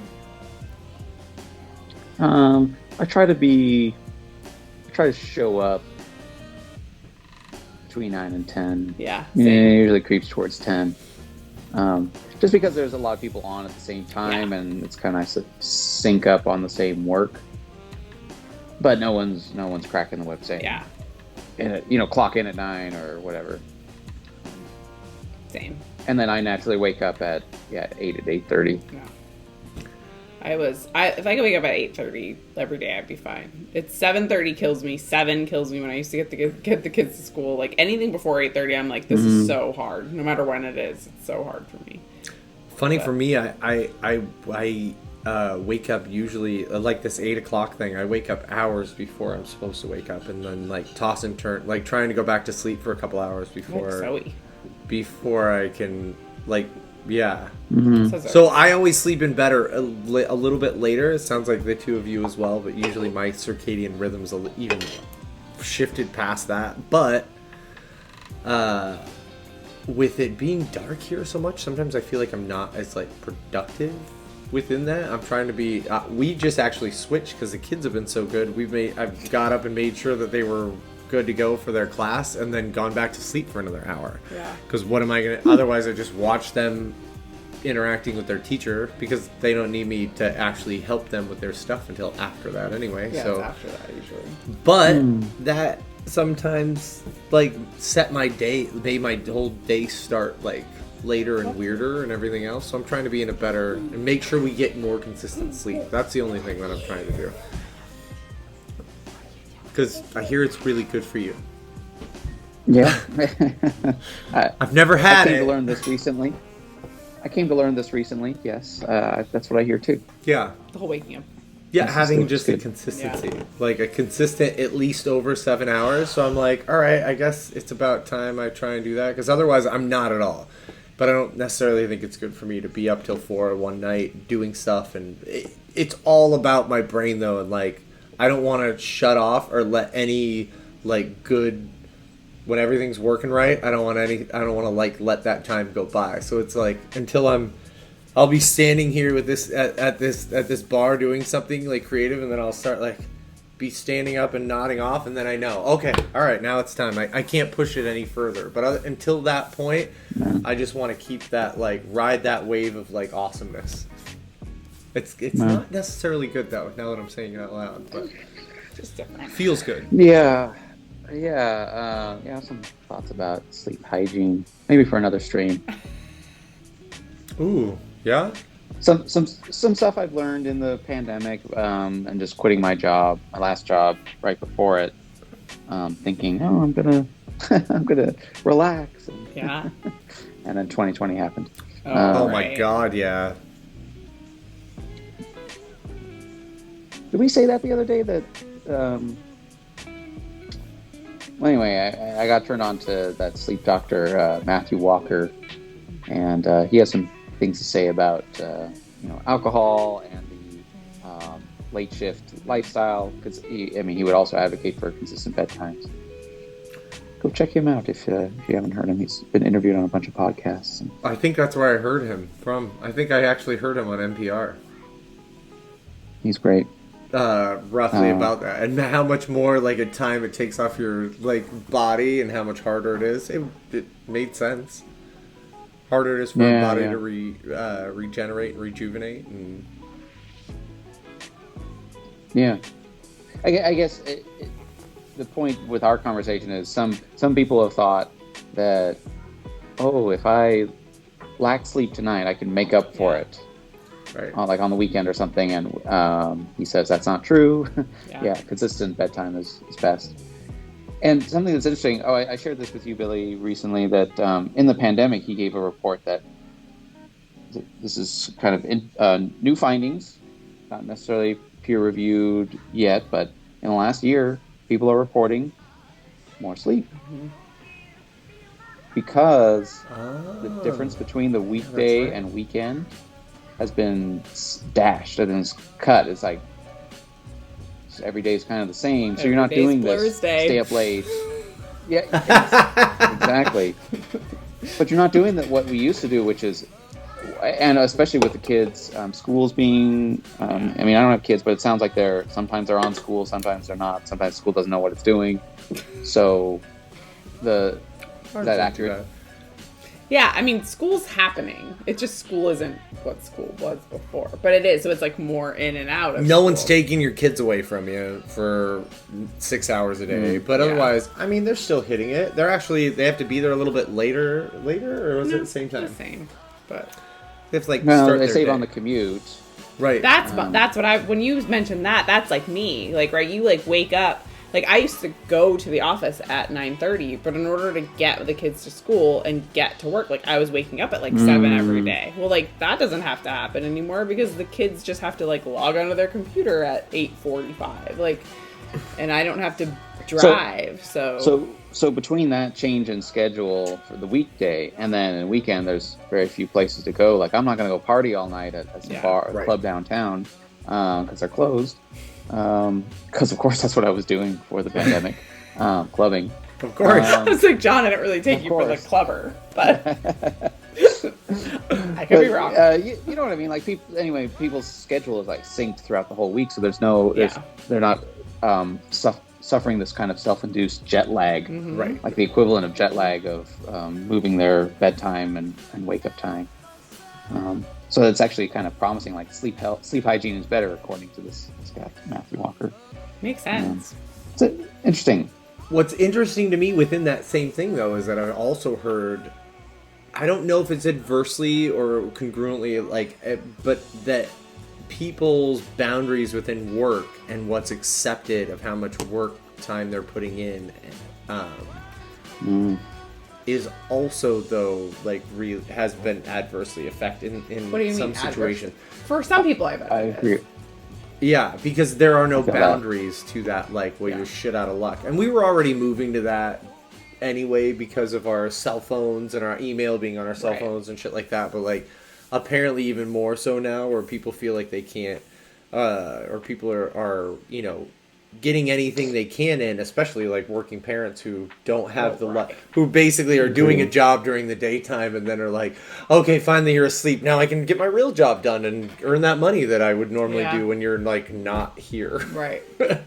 No, and, like, I think for people, especially people that, like, maybe, I feel like it's been in some ways better for me because, like, I do not wake up and I'm not ready to go. Like, I, like, need time to, like, get my brain to, like, actually be functional. And so, like, the 9 to 5, 8 to whatever, 4, like, that workday's never, like, been the best for me. For you, yeah. Because, like, I'm not really at my best until, like, I don't know, noon, I would say I'm at my best. Like, I'm pretty okay. Haven't But they then done- I get, like, a weird bump at the end of the night. So, like, 8 on, I'm like, sweet, this brain's firing, I got this. That's but, how I like, am too. that has been, like, more acceptable, I would say, like, now. Whereas, like, before, I was still expected to show up at 9:30. I mean, even if it wasn't like I don't have, like, a clock in type of job. But, like, there was still, like, some general expectation that I was there until, I would show up at 9:30 and stay till 5:30. And then, like, I would work, but, like, I never felt like I was at my most productive. And then, so I'd still end up, like, doing what you said, like, put the kids to bed and, like, oh, now my brain's working, so now I'm actually going to, like, accomplish things because, like, this is when I'm working. Whereas I feel like now... Yeah. But I'm with you. now it's, like, a little bit more, like, it's okay, like, I mean, although I feel like I work more now than I did then, but... Yeah, definitely. Now, do you either one of you remember talking about or hearing about? Oh, don't let me lose my train of thought now. It's too. I was just pouring that Shackleton watching Bowser, and there it goes. It's gone. About people being being a general rule that people aren't actually that human brains aren't actually more productive before like 11. I think it. Well, I feel like there's been studies that I remember hearing being cited. it's like a hard thing you to can see study. people. I mean, you can study because everybody has a different rhythm. Well, and everybody has a different rhythm, and you're looking at it like there's proxies for those things, right? Like, there's no way to tap into your brain and like measure productivity, right? Like, or measure. So what it's if you're all bad at subjective. tests? Well, it's subjective, right? So it's like someone that reporting that they work. It's like me. I just said I work better. Like, I could be totally wrong though. Like, I could be making assumptions about my brain. I wonder that I wonder real. what Google tells you. That probably knows. What? I bet Google knows what your actual Oh, thoughts right. and patterns Like Google, and actual. Google I'm just totally knows kidding. when I'm working because it knows that I'm like searching for random crap like Right, when I like, should be working. When your brain is like really on and when it's not. Yeah, actually, that's actually. Hey Google, Right? when does my brain work? They're keeping all these analytics. Like, help. At least let me like. They say learning is most effective when the brain is in acquisition mode, generally between 10 a.m. to 2 p.m. and then again from 4 p.m. to 10 p.m. 10 a.m. to 2 p.m., 4 p.m. to 10 p.m. Before pulling an all-nighter. Thanks, What? Google. Thanks, Google. See, John, could you hear I any of just that? got confirmation. I got a little bit of that. Well, let's say it again for people at home. It was saying that the 10 to 2? it's true. The optimal time is 10 10 to 2 or 11 to 2? 10 to 10, 10 to 10 2 and then 4 to to 4 10. to 10 at night. are the optimal brain times. 4 to For 10 knowledge acquisition? for knowledge acquisition. Yeah, and I don't. It wasn't it specifically. said the best productivity. times are for the no, best I lost times for your that. brain are when it's at its point of knowledge acquisition, and those times are. Oh, I see. That's not necessarily productivity, though. Yeah, like when are you most creative or most Yeah, that's true. organizational or good at doing chores or cleaning? Yeah. Right, and those could be totally different than like acquiring knowledge. Yeah. That's interesting. What Google said there, I didn't think it would be the same. I thought it would be different from person to person. Yeah, I mean, I think Maybe it it's the probably other is. things. I mean, like Maybe that's why they give a with any range. sort of evidence, it's always like going to be like regression to the mean. Anyways, there's always going to be outliers, and there's always going to be more than you ever anticipate because just that's what central tendency is. But yeah, can you tell that I'm? I like your head, babe. That she's a mess. What- Sorry, my ears got cold. What is the hoodie going on? Another common thing at the end of the night while I'm having a beer. I don't Billy know. suffers from. He has like some. I don't know if you know this, but he's got some like sensory kind of.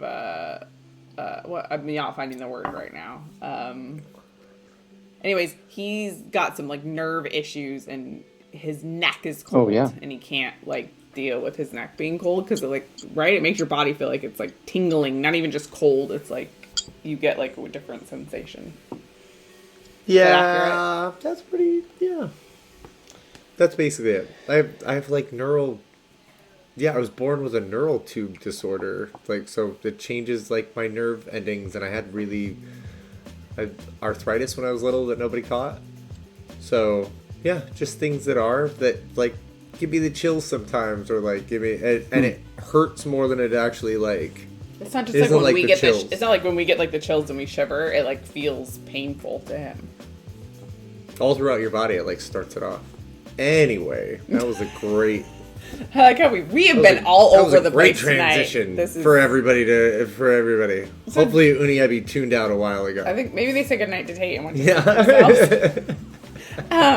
No, so kind of, I want to go back to this conversation though too, because like another thing that like I always think about, especially when I'm trying to work, is this whole idea of like the Pomodori, like you shouldn't sit and try to do something for too long because it's not gonna work. Oh, they're still here, but she's gotta go. They gotta go.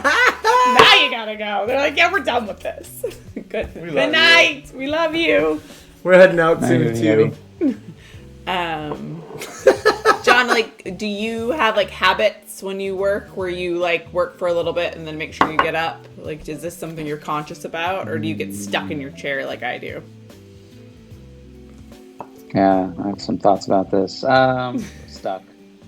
Yeah. Stuck because I remember a time when I was a little bit younger where I think I could, maybe I just didn't know any better. I could work for a few hours in a row and actually get into a state of flow, or I did get a lot and couldn't have got that done otherwise. If I hadn't had that uninterrupted 3-hour time.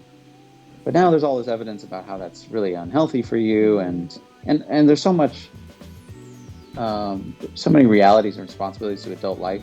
Like it's more robust to be resilient to being interrupted and knowing. Interrupted, like taking breaks, I mean, Yeah. and also like in the office environment, someone tapping you on the shoulder, or at Right. home, I don't know, kids coming up Yeah. behind you. I was interrupted It's more much in more. the office. It's much than I more am at resilient. home, You're but right I've to got be able to kids. deal with that. But yes. So yeah, the Pomodoro timer thing, like, sort of makes sense, and it's probably better for the human body as well. Right, because sitting's terrible. Billy's acupuncturist, who I go to sometimes, always tells me, it's always sticks in my head that he's like a sports medicine. So he does like Chinese. a lot of work on, and he's studying Chinese medicine. So he does a lot of work on athletes. And his mentor used to always say, like, we're working on these athletes, but like the real like, not athletes, but the real kind of, I don't know, I'm usually not going to find the right words, or like these people that like sit in their chairs all day, because The they're real doing, challenge they're is, doing yeah. more harm on their bodies than people that are out there like pushing their bodies to the limit. They're actually like Then we can harder to combat, help, right. because they're like, sitting is the worst thing kind of you can do. So yeah. So I used to do sitting for long stretches because my mind output seemed better, but Love you too. now as I'm Sorry, Joe. Now as I'm... Oh, good. See you, Niebi. Now as I'm older...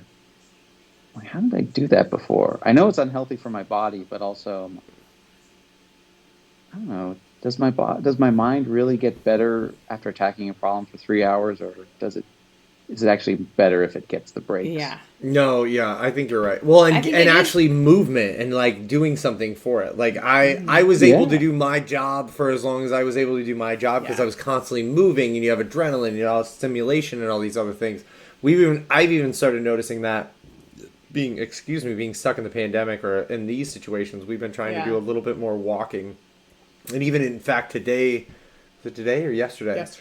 Yesterday I was like, I knew I had to do a new like photo shoot for these cocktails and stuff that we were working on, but I was like, I'm gonna take 15 minutes to take a walk, and it ended up being 30 minutes, but it was still like, by the time we came back and you exercise and just walked a When mile. you got me to get up, because I had barely gotten up that day, and I was like, oh, okay, I can go for a walk. It's better for all and I was of better us. when I got home. Like, Yeah. my brain was working. So, like, there's evidence, but it's so funny. Like, I have all this evidence to prove to me that it's the right thing to do, but I still just get stuck. And I don't know why. I mean, did you cram a lot in high school and college? Like, were you a crammer? Were you like me, where I like procrastinated to the last minute and then it was like, okay, I'm going to like study all this stuff really quick?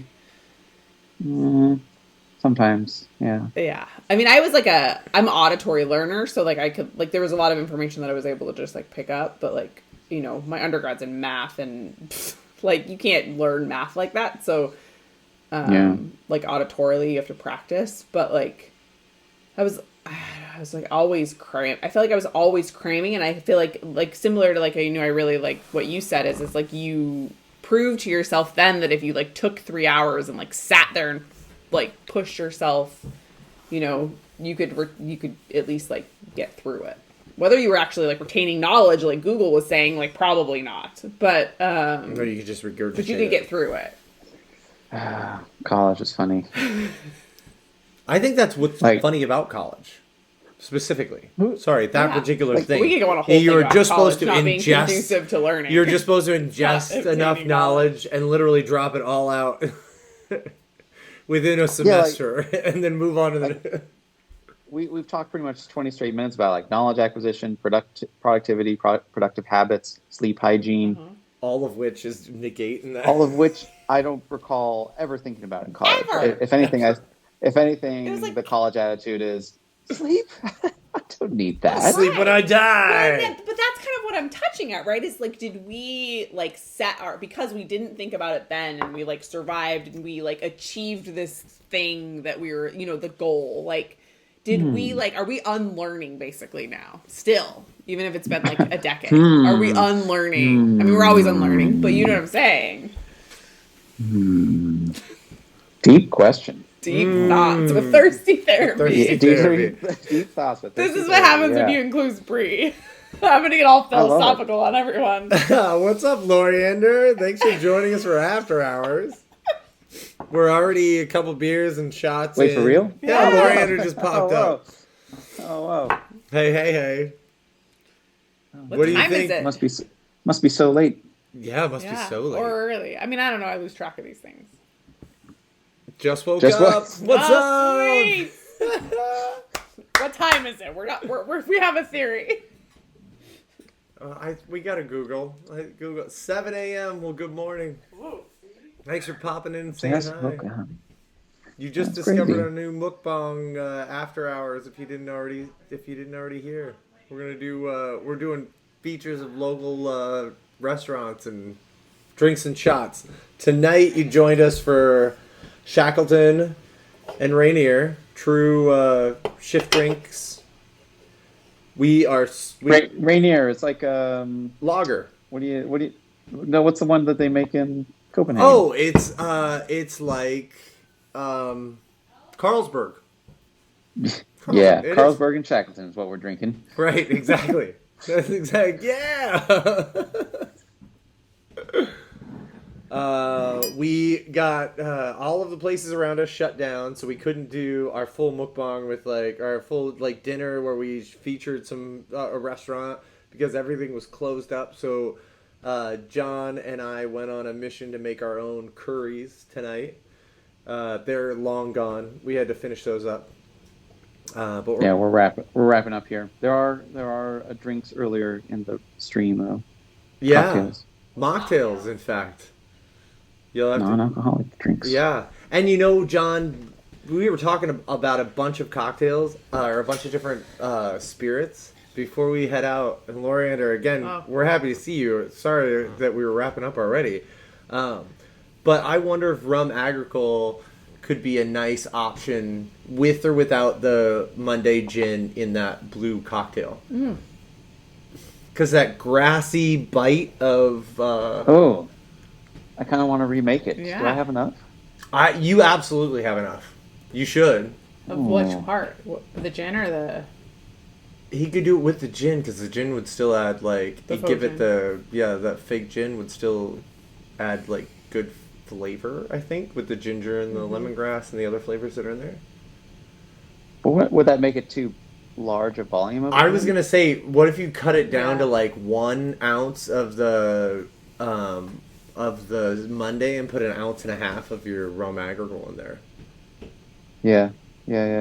Or try it with the rum agricole all by itself and none of that Monday gin. And if it needs it, then pop in like 1/2 ounce or 1 ounce of that. Do it, John. No, I'm not going to do it now. He'll tell us about it. He's going to tell us about it.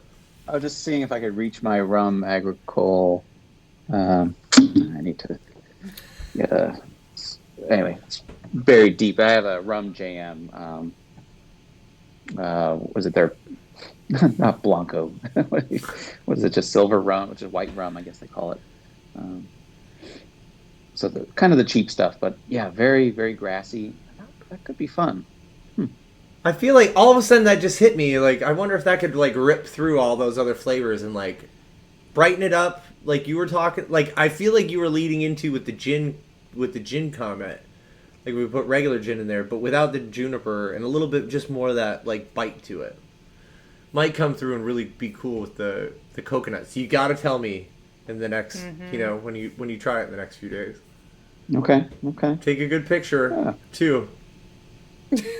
Oh yeah. We can show our friends. We can actually we could put it on like Look, I made this totally non-alcoholic drink and played along. With alcohol. With alcohol, yeah. It's, just kidding. It's Yeah. really got rum in it. Oh, you're like I woke up in the middle of the night after after NA night and realized there was something wrong. So I was up for 3 hours and I came up with this fantastic fix. All right, buddy, you ready for bed? Fantastic fix. Yeah. Yeah. Let's. Did you do your cleaning? Yeah, well, kind of. I We mean, brought the it bar's into clean. the kitchen. we did a 15-minute clean, so the bar's clean and everything else is in the sink. It needs to get finished. I mean, Billy's gonna be here till 4 a.m. cleaning, right? Right? Oh, that clean. Yeah, no shit. Cool. Yeah, this was great. Good to see you, Loriander. I have, Night-night, I have a Loriander. new appreciation for how early it is when they join us. Yeah, thank you for During joining us normal when you streams. do, even for the 6 to 8. We know we're hitting you Yeah, at the good end to of see a party. Wait, so has Loriander been drinking, like, following along our cocktails at 7 8? No. No, because it was 2 at- hours before. At 4 a.m. It's 4 a.m. 4 a.m. Stir. Hmm. I just ASMR'd us. Sorry. Hope you, Gonna I send wonder us out how- with that. I wonder how it came out. Anybody else? Have you seen this stuff? Whoa. Whoa, I can hear it. Wait, can you really, John? I'm so sorry. I couldn't hear it. Of course you can't hear it. Oh, yeah, good point. I'm an idiot. My bad. Put me to sleep. I know. I saw somebody unbox just like that. One of these. Wait, is it for sleep or is it for just It's like generally It- feeling? what good? it is it's a stimulation special feeling that not only like hits you neurologically in like your brain, it actually sends pulses down your medulla oblongata into your spinal column. So it's like you when you're cold. kind of like me and when I'm cold. Yeah, I think I got that just now when you did it. Really? Man, I want to go. I can't wait to go back and listen to this video now. I want to know like what that's like. But yeah, it's like a tingly chill sensation. Yeah. You're what? Are you gonna tip me? What's happening? You have-